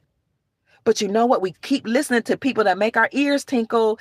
You know, they say they got itching ears. Well, you ain't got to listen to no man. You don't need no pastor. You don't need no covering. You don't need no priest. You don't need no husband. You ain't got to listen to nothing that a man say, nothing a man do. We decentering men. If a man ain't sending me a cash app, he can't talk to me. If a man ain't taking me out to dinner, spending $200, he ain't. Men are waking up and saying, you know what? I'm not spending anything. Because back in the day when you courted, you already were arranged or you married somebody in your neighborhood and didn't matter. They didn't have to make 6 figures. I showed you all the charts that showed that the average American make $52,000 and y'all sitting up on this blue app talking about the man got to make $200,000. So what else is going on? Gold is $4,525 an ounce. Silver is $72.08. When I bought silver in 2017, silver was $14 an ounce. When I went to talk to my coin dealer last week, silver had fallen from $67 to $64 an ounce, and now it's $72 per ounce. I bought silver in 2017 at $14 an ounce, and now it's $72 an ounce. That's what we mean by have your own bank. When you're focusing on wealth and wealth preservation and family banks and being the matriarch of your family instead of trying to be a whore, a thought, and a bad bee and a boss chick. When you care enough about your future generations, when you're trying to build up family wealth, you'll stop turning off gossip, because a lot of these people on these shows that are teaching women how to be mean and nasty and disrespectful, like Fight Club and all those shows that start coming out in the 80s and 90s, I think it was the 90s. Listen, all those people are paid actors that are paid to promote that type of violence and disrespect, to try to masculinize women. All of these entertainers that are men that are walking around in dresses and skirts are paid actors to walk around in pink. Not that pink is a defensive color, but a color that's historically associated women in dresses and heels and all that, so that you can effeminize your men and so that you will not respect the men around you. Turn off the television and start listening to things that's going to teach you how to be a woman that can nurture your children, teach you how to lead as a man if that's your thing. Some people say they don't want a man to lead them, they want to lead together. However, find a program, find something. As a matter of fact, it's really sad that we have to look for books and music and movies to teach us anything, because that used to come from the elders. But they told us to put our elders in a nursing home, and then they got us so busy working that it's hard for us to take care of our nursing home, our elders. And they taught so many of us to cancel people, cancel culture. That came out through the media. Cancel them. If you don't like your mom, she hurt your feelings, cancel her. If your dad wasn't there, you don't know why he wasn't there. You don't know if he was sick. You don't know if he's emotionally ill. You don't know if he made some bad decisions, but now you don't know if he repented, because you just cancel him. You don't know why your mom gave you up for adoption. You just cancel him. Do you know that the Bible says that when somebody offends you, it is your job to go to that person and confront them so that you can give them the opportunity to ask for forgiveness? See, we know that other people are supposed to forgive us. But how many of us know that the scripture also put the accountability on you to go to the person that offended you and say, you've offended me, and this is how you offended me. You extend the olive branch to give them an opportunity to repent. But cancel culture would tell you don't have to do that because you too good. Everybody else got the problem. You make me mad, I cancel you. Social media has really not been a good thing for some of us when it comes to human relationships. Start learning about wealth and wealth preservation. Start teaching it to your children. My daughter did a podcast the other day about how to teach children. She's a psychologist and an educator. How to spend time with your child. Sing to your child in the womb. Read books to the child in the womb. Do flashcards when the child comes out of the womb.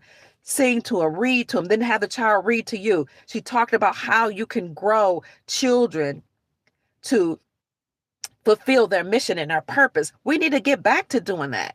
But some of us are so busy on the cell phone, on TV, on music, going out, spending money, that we don't even focus on the things that can help us be a stable family and community.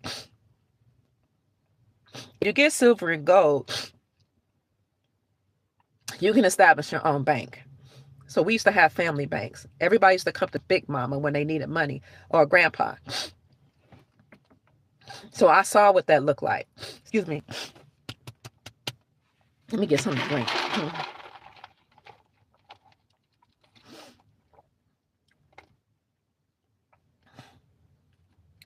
The baby gets to know your video and receive your words and vibrations. Thank you. It stabilizes her nervous system. Oh, elder bastard means suitable for marriage. Yeah, men need to become suitable for marriage if they're not. Men need to teach other men. They got rid of trade schools. How to build houses, how to do electricity, how to be plumbers. A lot of women look over those so-called blue-collar jobs, and they did that to our minds and make us think blue-collar jobs aren't bringing in enough income, but those men make good money. If you have silver, gold, even cash, you will be the family bank. When the family needs money, that matriarchs, you can be doing this. Patriarchs, you can be doing this. If you have a budget for silver, gold, or some gold backs, gold RM notes. Some of them you can buy for $4. Foreign currencies, you can buy those for a couple dollars. Put in the chat some of the foreign currencies that are cheap. You got the Venezuelan Bolivar, you got the Iraqi dinar, you've got the Vietnamese dong, other currencies. You got oh my God, Indonesian rupiah. You have lots of currencies, and you don't have to get the high notes, $1 million worth. You can get the lower denominations. You can get those currencies right now. And when those countries revalue their currencies, because they've been devalued through war and sanctions, they're going to revalue them. That's why countries have been their central banks have been accumulating gold in record numbers over the last decade. You can have a bank right now, and when your family needs a loan or they need money, they can borrow from you. They can borrow from you. You can say, these are the rules. You need money. This is how much you can take out. I'm not going to charge you interest because it's really unconstitutional. But I'm not telling you how to run your constitution. You do what you want because it's your family and your family bank. But you can say that, look, you can take out a loan from the family, no interest, and this is how much I expect you to pay me back. So people would say, they've been telling me this all my life. You can't tell your children what to do. You can't, they're going to be grown. They're going to do their own thing. And I said, if you raise your children to accept and honor your name, number one, you will honor this name. You will honor your father's name. You will honor the family names, whether it's Pruitt, Lattimore, or Gomez. All of my family names. Marriage name is Lattimore. Pruitt's my daddy name. Gomez is my mom's maiden name. Because again, I told you my lineage from my mother's side, the great grandfather came from Colombia. You honor the name. Your name is more precious than values, Ruby. You will not go out here and shame my name. You will not go out of here and disrespect the name. You won't disrespect your father's name. You will respect him at all costs. Even if you don't like something that he said or did, you will respect him at all costs. Even if we're not getting along, you respect him at all costs. And anybody that disrespects or dishonors your father, you let them know you will not dishonor my father, which my kids never allow that anyway. You will honor me as your mother. The scripture says, honor thy father and thy mother all the days of thy life, that thy days may be long upon the land which the Lord thy God giveth thee. I raised my children to keep the 10 Commandments and the principles of Ma'at, from which the 10 Commandments allegedly came. Your name, you will honor my name. When I had children say, I'm not finishing college, I said, oh, yes, you will, because that's not your degree, that's mine. And there were people saying, you can't do that, watch me. Watch me. That's my degree. I don't give a care if you grown, you got my name. You gonna finish it. And some people say colleges don't matter. It don't matter to you, it matters to me. That's so that means you need to have values for your family. What are your family values? What is your mission statement? What is your purpose for being on this planet? What is your vision statement? Where do you see you going in the future? And where do you see your family going in the future? I told my children from the time they were in the womb and they came out, and I just spoke to my kids again today. I said, I thank God that I knew my vision and my mission in life. When I was growing up, I looked around me. I saw the strong, independent women that didn't need a man. They was on welfare, living in the projects, sleeping with somebody else's man, or having babies by Ray, Pookie, Lulu, and Man. So I was like, as a child, I see the single baby mamas for, whatever reason. Maybe the man left them. Maybe he was a bad choice. I don't know. Maybe they made mistakes, or maybe they were just foolish. I said, yeah, they're the ones struggling. And even the ones that were working, they were overworked and they were tired and exhausted. Then I looked at my grandma and everybody in her community, they were married.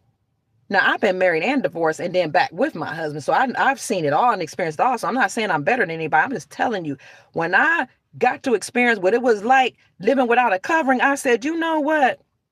First of all, without a marital covering, but I still had pastors. So I always knew how to respect men. I was like, you know what? This old living by yourself, trying to be a boss chick, or just because I've never been a that kind of woman. I've always been respectful and honorable men and knew my place. I believe women have a place. So I just lived like that. But I was like, yeah, no, that don't work for me, because it's just struggling. That's not for me. And working hard. No, that's not for me. No, that my energy being, going on driving on the highway, dealing with all this traffic. That's not for me. My soul, my energy is too precious, and dealing with going outside the house, working. Nope, not unless I'm working for my family business. That's just not for me. So I looked, and as a child, these women are struggling. These women are married. And even if they have marital issues, they don't talk about it in public. They don't disrespect their husbands. Their kids are in order. Yeah, they have businesses. This is my reality. So yeah, my family value was that you need to work together in covenant or in union, especially if you're deciding to have children. So as a child, I said, I will not be a baby mama. I will not have children out of wedlock. I will get married early so that I won't even be tempted to have sex before marriage. I'm going to get married. I'm going to marry somebody I grew up with. As a child, my own mother didn't even know that was my plan. I told my kids a story of having going out shopping with my mama and buying a white dress. And at the time I was growing up, it was like everybody was ready for graduation and proms. I didn't go to my prom. My mom was like, why won't you go to your prom? You should. That's what 16, 17-year-olds do. I said, no, because I'm not of the world. I don't want to be around that kind of music. I don't want to be around people that, I don't need to be dancing to celebrate that I'm going to graduate through college. I always knew I was going to graduate from high school. I always knew I was going to do that. Was just me. So the white dress that I bought, people were like, oh, she's probably going to wear that to the prom. Nope. I knew in my mind I was about to get married at 18, baby. I had a plan. I had a vision. I'm going to get married young. You're going to be by one man. All my kids going to be by this one man. Not because I thought I was better than everybody else, but because I saw how society treated women that had children by different men. I just saw that society was not ready for that they, to me, unfairly mistreated women that had, children by different men. And I was like, that's not fair. But because I know that in a court of public opinion, that means I'm fast. Oh, we didn't know being fast. That wasn't what we weren't going to do that. So I got married early and I had my children by the same man. And I said, I'm going to keep my body. And even when we were separated and divorced, my kids didn't see me in and out of my house. My kids didn't see me date. My kids didn't, that stuff. Nope. I'm not going to be sleeping around. I'm just going to have to sacrifice. And it was a struggle because I was young.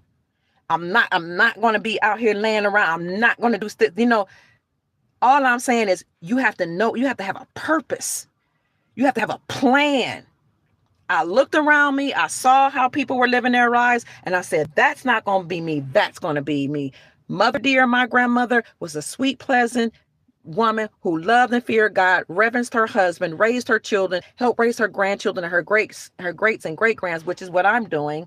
And she was a pillar in the community. She was a great cook like I am. She went to the meat market. She cut up her meat. She washed it. She scaled her own fish. She did all that. She cooked from scratch. That's the woman I'm going to be. You have to have a plan, because if you don't have a plan for your life, somebody will have a plan for you. What is your mission? What direction is your life going in? Even if you had some misdirection, you can start right now with a mission for your life. Write it out. My mission is to raise the vibrations of the planet and to help individuals accumulate wealth and leave a legacy for their posterity. That's why I say at the end of my podcast, my name is Dr. Kia Pruitt. I trust that I've said something to raise your vibrations and inspire you to create the most amazing, magnificent life that you desire and deserve. That can be a mission statement. Why are you here? What is the direction of your life? Write down a mission statement. This is my mission. This is why I'm here. This is what I'm going to do. Have a mission statement for yourself. Have a mission statement for your family. That's why men say they want somebody that's going to get on their program. Because if you're not in alignment with each other, you won't gel, and then there'll be confusion in front of the children. I know what I'm talking about. I live both sides. I've lived married. I've lived without my husband. It's just, people keep saying, I made it. I made it by myself. I don't need a man. I don't need his daddy. Ask your children how they feel. How do your children feel without the daddy? How do your children feel without their mother? Ask the children how they feel. I made it. Made it to where exactly? And at what cost did you make it? You see what I'm saying? We can become so individualized, so selfish. We want to cancel everybody out except for the ones that make our ears tingle. Learn about wealth management, about families, keeping your family intact. Learn how to have a mission for your life, a mission statement. What is your vision? Your vision statement should be the statement that says where you see yourself in your future. I will be an elegant lady that teaches wealth preservation and legacy. And I write it out, and I live by it, and I make sure everything I do aligns with my mission and vision. You should do that for yourself and your family. If you focus on that, you won't have time to be out here playing patty cake and being indoctrinated by the powers that be. A lot of them control us because we don't have self-control. A lot of them discipline us because we don't have self-discipline. A lot of them have us creating their legacy because we don't have one. A lot of them have a mission for us because you don't have a mission or direction for your life. A lot of them have a purpose for us. Have us building up their empires and their wealth because we don't have a purpose for ourselves. We don't focus on, some of us, what we need to be focusing on. And a lot of people tell me I don't have money, but you will pay $125, $175, $200 to get a weave in your hair or to get on your makeup or your nails. And I'm not, hey, listen, I like me a good hairdo. I ain't playing. I'm not trying to front. But if you can afford $200 to get a weave in your hair, you can afford some foreign currency to leave a legacy for your children. You can't afford gold. Can you afford silver? Silver $70 an ounce. But when we first started talking about it, it was $14 an ounce. And at one time it dropped to $11. And for one day it dropped to $10.29. And that's when I got me some more. The scripture says that a righteous man, a good man, leaves an inheritance for his children's children. So gold is up $4,525. Silver is $72 an ounce. No, not the W word. I don't know what the W word was. I hope I didn't say anything offensive or wrong. Silver will go up. Many people say $100. Once it go up to 100, it's on and popping. That means that once it go up to 100, it won't stop. It'll keep going up. Silver right now is somewhere around 70 or 80 to 1, meaning it'll take 70 some ounces of silver to buy 1 ounce of gold. But historically, silver is usually 30 to 1 when it's at its highest. But naturally, silver is 3 to 1. Economists say silver will outperform gold until it becomes 1 to 1. Meaning at some point, you could take 3 ounces of silver and buy 1 ounce of gold, or 1 ounce of silver and buy 1 ounce of gold. Why not? Either get gold and silver now, and if it's not in your budget, get some jewelry. Go to an estate sale. Go to a pawn shop. Go to an antique shop. They have silver for cheap. They have sterling silver, which is 92% silver. Silver bullion is 100%, 99 or 100% silver, but sterling silver is 92% silver. Constitutional silver, or those coins minted before 1964, is 90% silver. Gold backs is 24 karat gold pressed onto a note. It is legal tender in 46 states. You can now buy local goods and services at most places, or many places, with silver and gold. An estate sale, antique shop, pawn shop. You can even get foreign currencies at some pawn shops, at some coin dealer shops. I got a $100 trillion Zimbabwe Zim bond. And remember, that's a bond. At the top left-hand corner, it says this is a promise to pay the bearer upon demand, because Zimbabwe have already come out with gold. They've been talking about gold since 2018 when they said they were making treaties, peace deals with China to help them mine the gold in their country. They already came out with the ZIG note, the Zim gold.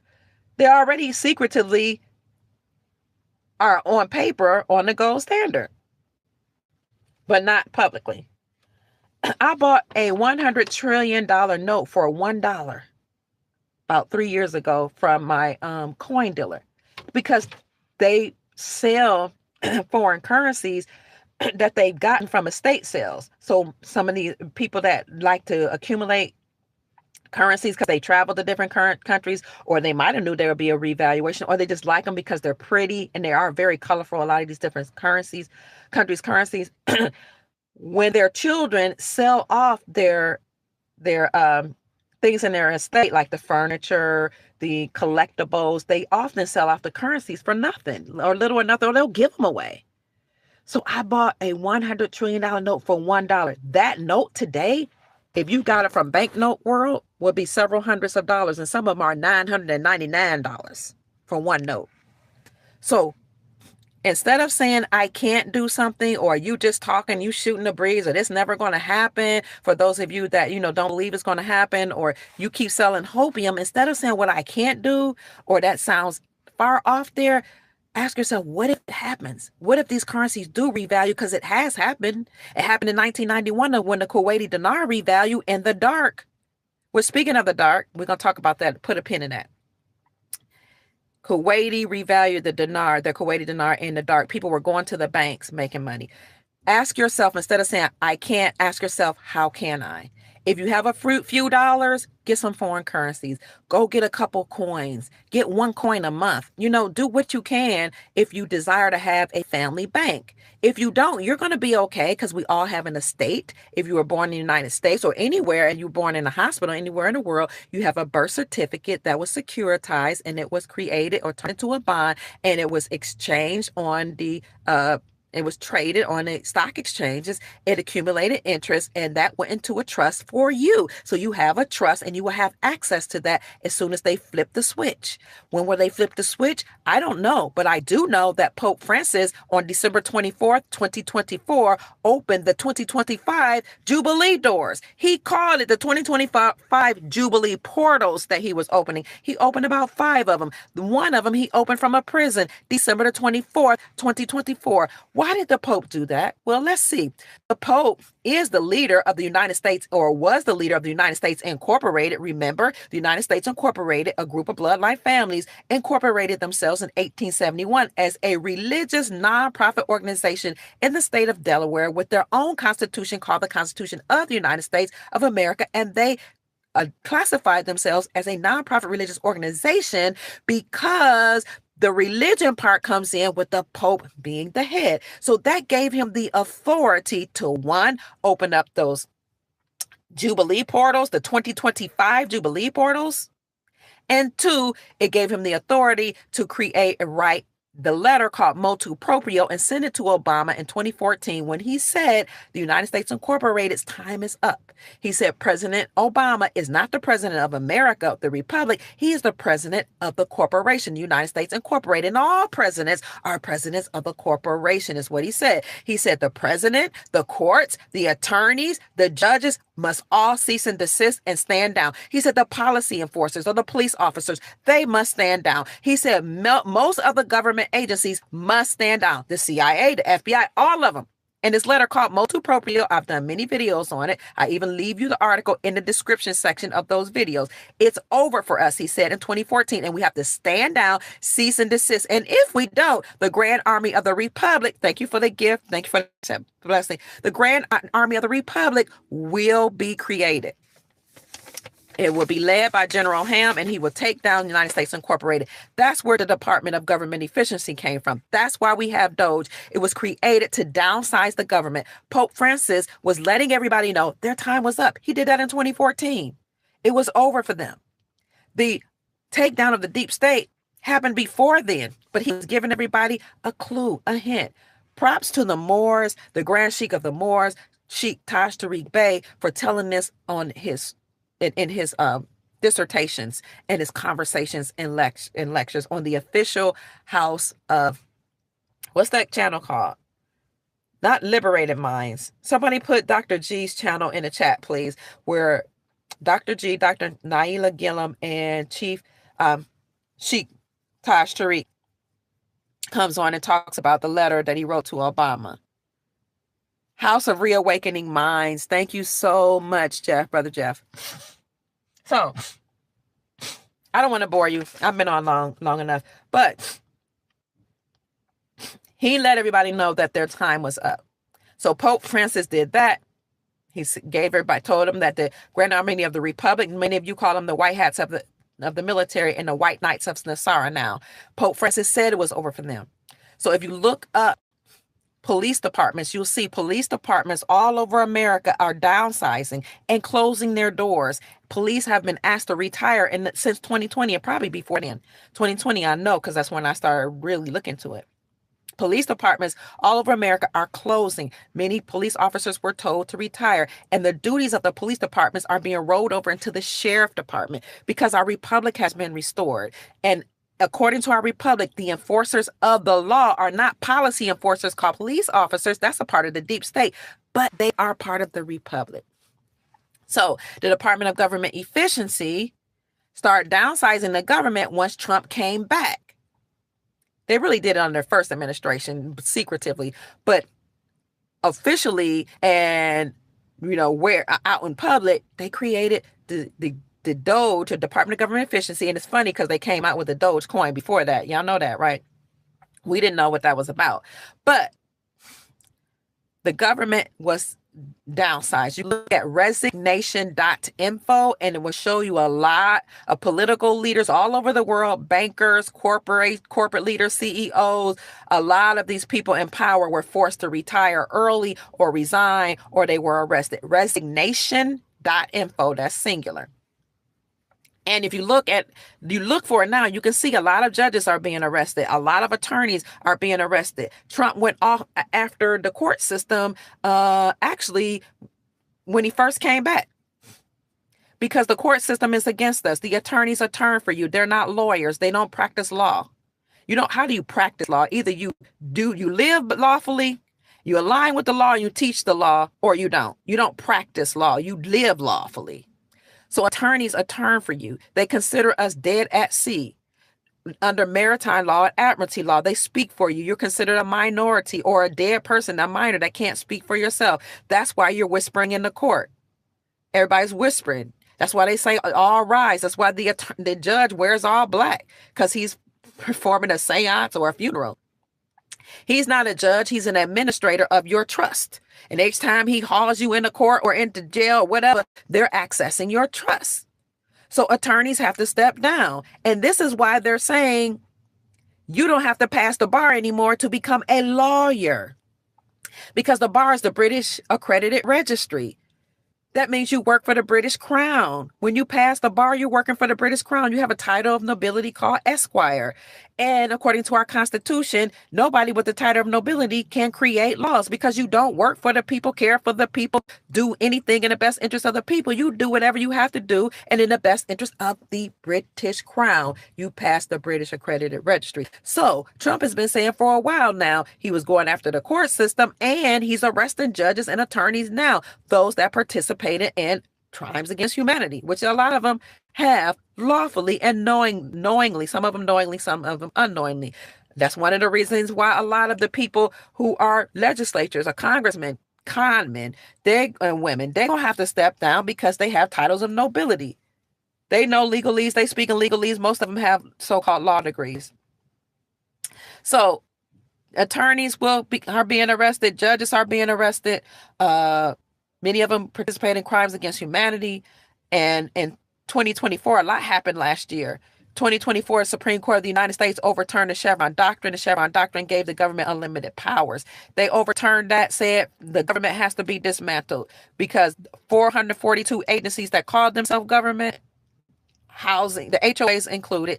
The HOAs, they're like under 5 different departments. One of them is Department of something to deal with defense. One of them is the Department of Defense. So HOAs, FBI, CIA, CPS, all those, there's 442. If you go to the Dr. Kia Pruitt show, look at my comment section, my post section, I list the link to the 442 government agencies. Last summer, the Supreme Court of the United States, it's happening. That's what the title of this is. They overturned the Chevron Doctrine, said all 442 agencies and the government, the United States Incorporated, are unlawful, treasonous, unconstitutional, and must be dismantled. That's why DOGE was created, the Department of Government Efficiency. The Department of Government Efficiency also found out that U.S. aid, all the money that was supposed to go to these foreign countries, 99% of it never made it to those countries to help them out. And the 1% that did go to those countries forced a lot of the people to get certain things that was a part of the depopulation plan. The certain things, take certain things. Sometimes you got to be careful. The wax, okay? That money was also sent to teach transgenderism and to teach feminism and to teach any type of propaganda that will confuse the people or destroy and decimate families. That's what the 1% of U.S. aid went to.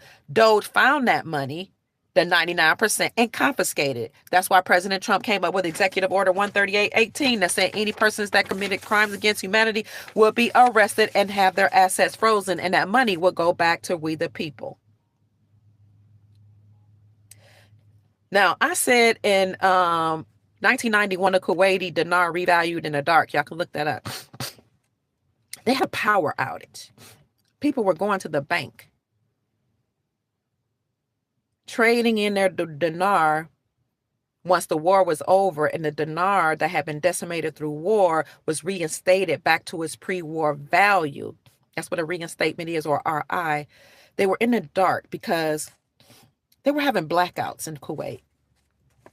Now, it's interesting to me that California is right now going through blackout. Let's see. What do I have here?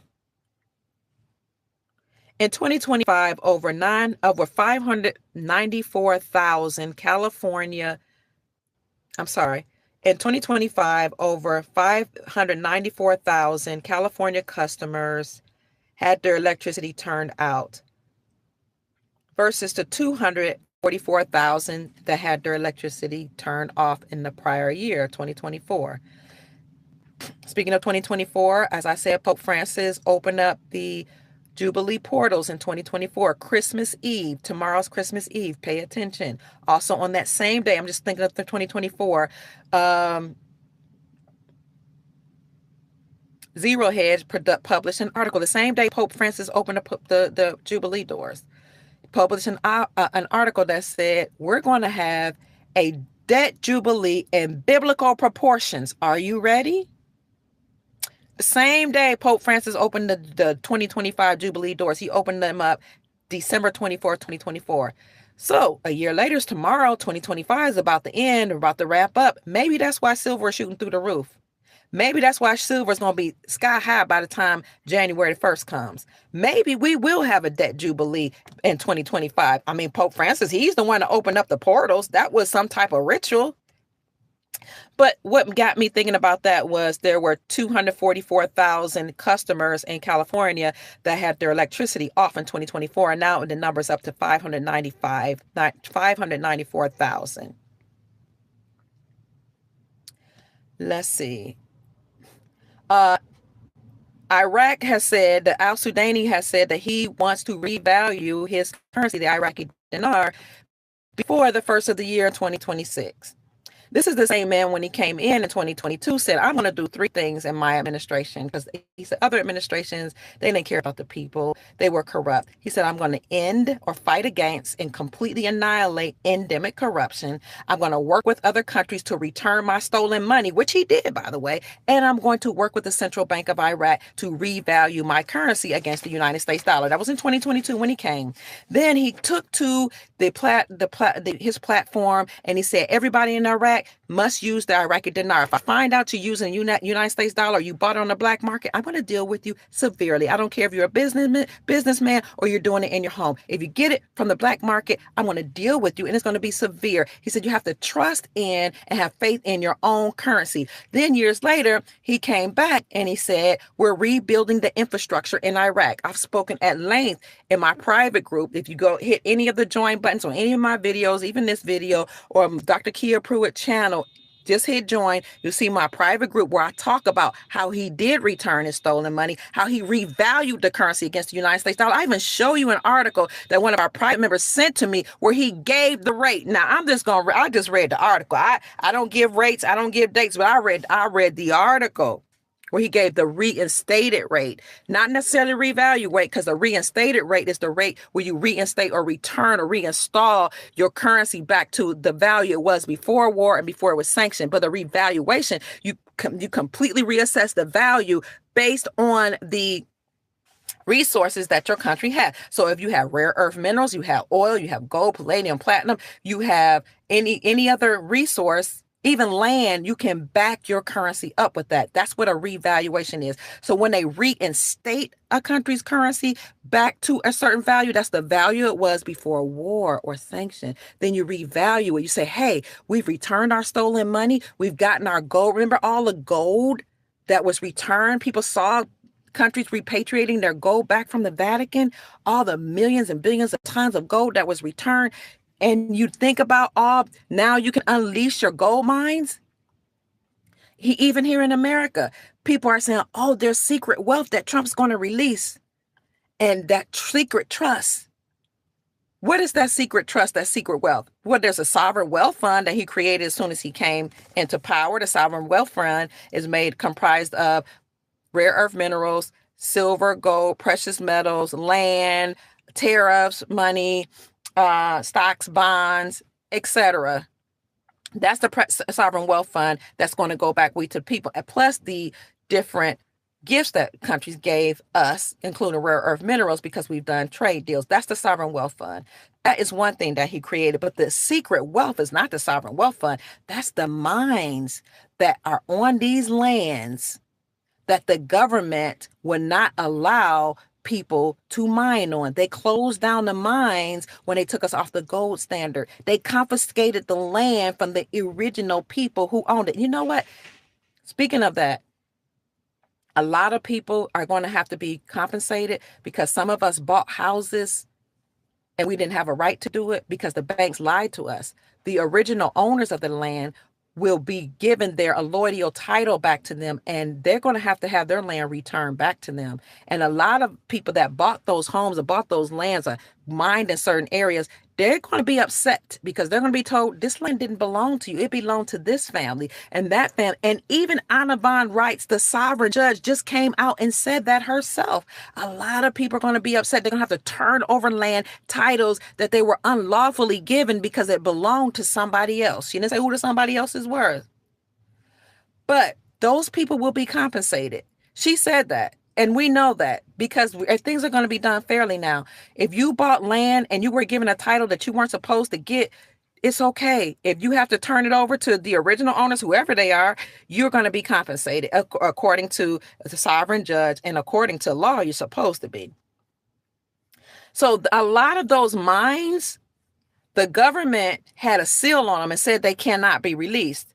But President Trump, the people are saying, some people in the know are saying, President Trump's going to release that, and that's going to be the secret trust and the secret wealth fund. Well, it's not really President Trump that's releasing it. It's the people that are pushing him, the people that, are telling him what to do. And when the Supreme Court of the United States overturned the Chevron doctrine, they said no longer can the government dictate what happens on somebody else's land. That's the secret wealth fund that's going to be released. Now they're going to open up mining on those lands. So get into it. I don't know how to tell you how to do that. You have to figure it out. How can I get mining stocks? How can I participate in mining? How can I, if you want to store up wealth for your family, you're going to be thinking about that. If my family owned the land, they own land where mines were, any land with food, any land, I need to go reclaim my deed. I don't know how to tell you how to do that. But the moment you make up your mind, you're going to do something, the universe conspires to assist you. Okay. So in California, they are having blackouts right now. And also they're having floods in San Francisco right now, power outages, and a bomb cyclone is coming on Christmas in California, according to reports. A bomb cyclone coming to California. Some people's calling that judgment. I don't know what it is, but it's flooding in certain parts of California. And remember, I told you those areas that were droughts, all those dams going to break, all that water is going to come flooding in. I don't know if it's righteously or not, but I've been saying, I got a video on my old channel that I created in 2018 that says somewhere in California, a well of water sprung from the soil and the lake just came out of nowhere. I'm going to repost that video, but it has music in the background that will give me some type of strike. So I'm going to have to take the music off. But some people saying that flooding is judgment. It could be, or it could be the deep state, or it could be that the water is being released. I don't know. I don't know why there's flooding going on in California, but I'm telling you. And I'm also telling you there's a power outage there. And some people are saying that a lot is going on in the world to take people's attention off of when they flip the switch. They're going to flip the switch to the financial system. And already behind the scenes, gold have been put forward to pay off the debt. Judge Anna von Reitz said that in 2022. And I talked about it when she said it in October of 2022. I have a video of it. I republished it and people get mad at me because it's an old video. How dare you put up an old video on your channel without telling us it's an old video? And I watched your video and I thought it was a new video. People get mad at the darndest things, and you need to tell people. I don't have to tell anybody anything. I ain't got to do nothing, okay? And I don't answer to anybody except for my ancestors and the Creator and my covering, okay? Okay? So, flooding is going on in California, blackouts, water, and that's about it. I think we've said everything that I need to say. ICE is meeting people in the schools, at the doors, businesses. Sometimes I'll be going to, like, I went to a Hispanic festival. I was like, shoot, if some people are here outside unlawfully, or if they illegal, I wouldn't be standing outside in the public, because people have gotten comfortable. And a lot of people that come to America, they just get comfortable. They talk about you any kind of way. They talk about your president and your government. They wave their own flag, and we just let them do that kind of stuff. No, I checks them. You ain't gonna talk about my president. I don't care if I like him or not. And I do happen to support a lot of his Trump's policies. You're not gonna talk about my president. You're not gonna talk about my country. You're not gonna talk about my land. You're not gonna call people in America lazy. You're not gonna talk about people that don't look like me. You're not gonna talk about people that look like me, because if you don't like America, you don't have to be here. That part. So in a nutshell, we talked about flooding and power outages in California, a bomb cyclone coming to California on Christmas Day. We talked about how President Trump is expanding denaturalization and how people are saying he's stripping Americans of their citizenship. And I told you can't be an American and a citizen at the same time. Either you're sovereign, you're American, or you're a slave. Citizens are slaves. Chief Max says citizens sit and sin. We talked about how they're going through civil court, not criminal court, the Trump administration. We're talking about how people are saying Trump is terrorizing immigrants, but in fact, what he's doing is saying, if you are naturalized, you're still not an American. You have to go back home. People are saying he's trying to decide who's a citizen, who's not. No, that was defined in 1828. And even before that, that Americans are the indigenous Aboriginal people discovered by the Europeans that came here, but now applied to.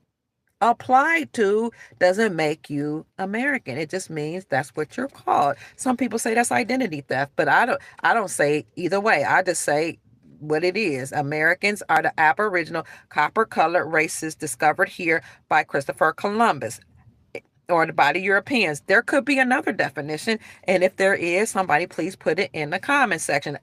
Obviously, it's not naturalization, because President Trump said if you're naturalized, you're not American, you have to go back to where you came from. How he gonna figure out where people came from? I don't know, but they're saying people need to self-deport because ICE is a coming. I'm only reporting the news that I heard and that I read.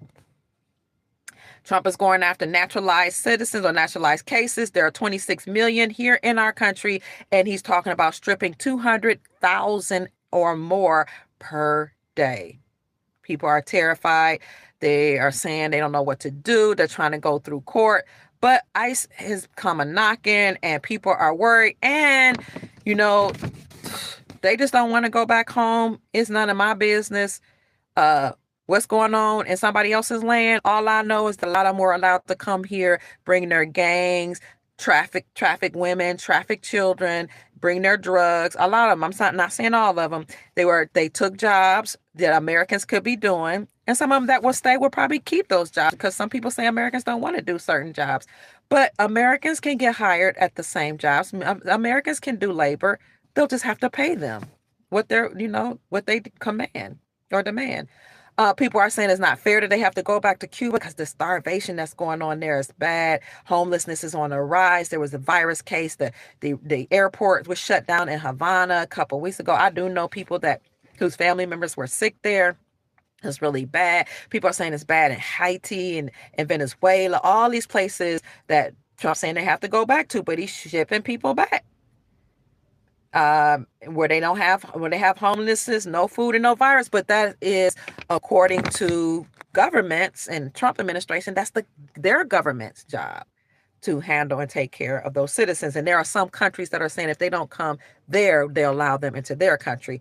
But people have come here and they've had a good run. They had a good life. They got to make a whole lot of money and send it back to their countries and build up mansions and send money to feed, some of their family members. And they got to go and retire in their countries and live well. And they got to call us dummies and talk about us and call us lazy and talk about our presidents. And they got to vote and they got to, get food stamps, some of them, and welfare. And they got to get no interest or low interest bearing loans, and they got to not even speak English and still get medical degrees and law degrees and nursing degrees, and they got to buy up a whole lot of land, when not even graduating from college. Some of them could just show a mortgage person a transcript. They didn't even have to graduate from college, and they would get loans. And I know what I'm talking about because I knew mortgage brokers, and I worked at the university, and I saw and worked with undocumented students. I was real young. I didn't understand what an undocumented student was, but I came to understand that they got a lot of benefits that the average American didn't get, like food, housing, academic enrichment, help with all kind of stuff, and listen, this country has been liberal, and we supported everybody, and we gave them opportunity. We gave them food. They got to suck from the breast of somebody else's mama and to suck from the breast of the land. And you know what? I believe that everybody should live wherever they desire to live. But first, you got to compensate people for what you have stolen from them. Yeah, how about that part? Because when you steal from somebody or take somebody knowingly or unknowingly, or you benefit from somebody and you leave those people who are supposed to get those benefits oppressed, you got to compensate for that. Even if you stole some or took something, or you got a benefit of something and it wasn't your fault, or it wasn't, you didn't decide that that's what you were supposed to do, you still have to compensate for that. Now, I don't know why people think they can just take and not give back. I was raised that even if you stole because you were hungry, they would tell you have to pay restitution. Everybody in the world has been mistreated. Everybody in the world has been suppressed, oppressed, and taxed. So everybody in the world will be compensated. Thus saith the people in power. Thus saith the Creator. Thus saith Dr. Kia Pruitt. When you start walking in your power, you command things to happen. I command the money to be released. I command the wealth to be released. I command a jubilee to happen right now as we speak all across the land. I command joy. I command peace. I command love. I command restored homes. I command restored marriages and government agreements. I command children to be returned back to their families. I command prison doors where people who were unlawfully put in prison, who did not commit violent crimes, to be released. I command real rehabilitation to happen on these lands and everywhere else. I command all the treaties to be honored that were written and agreed upon by our ancestors and elders. I command all these things to happen right now in the name of the Creator, Source, my ancestors, the elders, the Great Spirit, and Dr. Kia Pruitt, and in the name of the Soul Tribe. Family, my name is Dr. Kia Pruitt. We are about to end and round up the Jubilee season of 2025.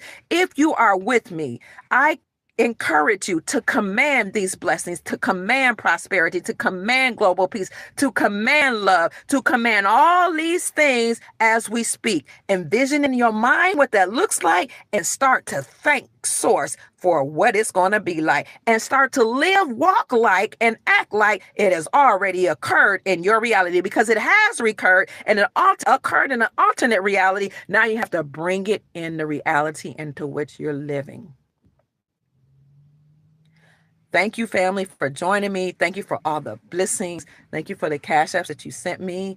That's $ Mama Kia 13. Thank you for joining my private group. We're going to talk about some countries.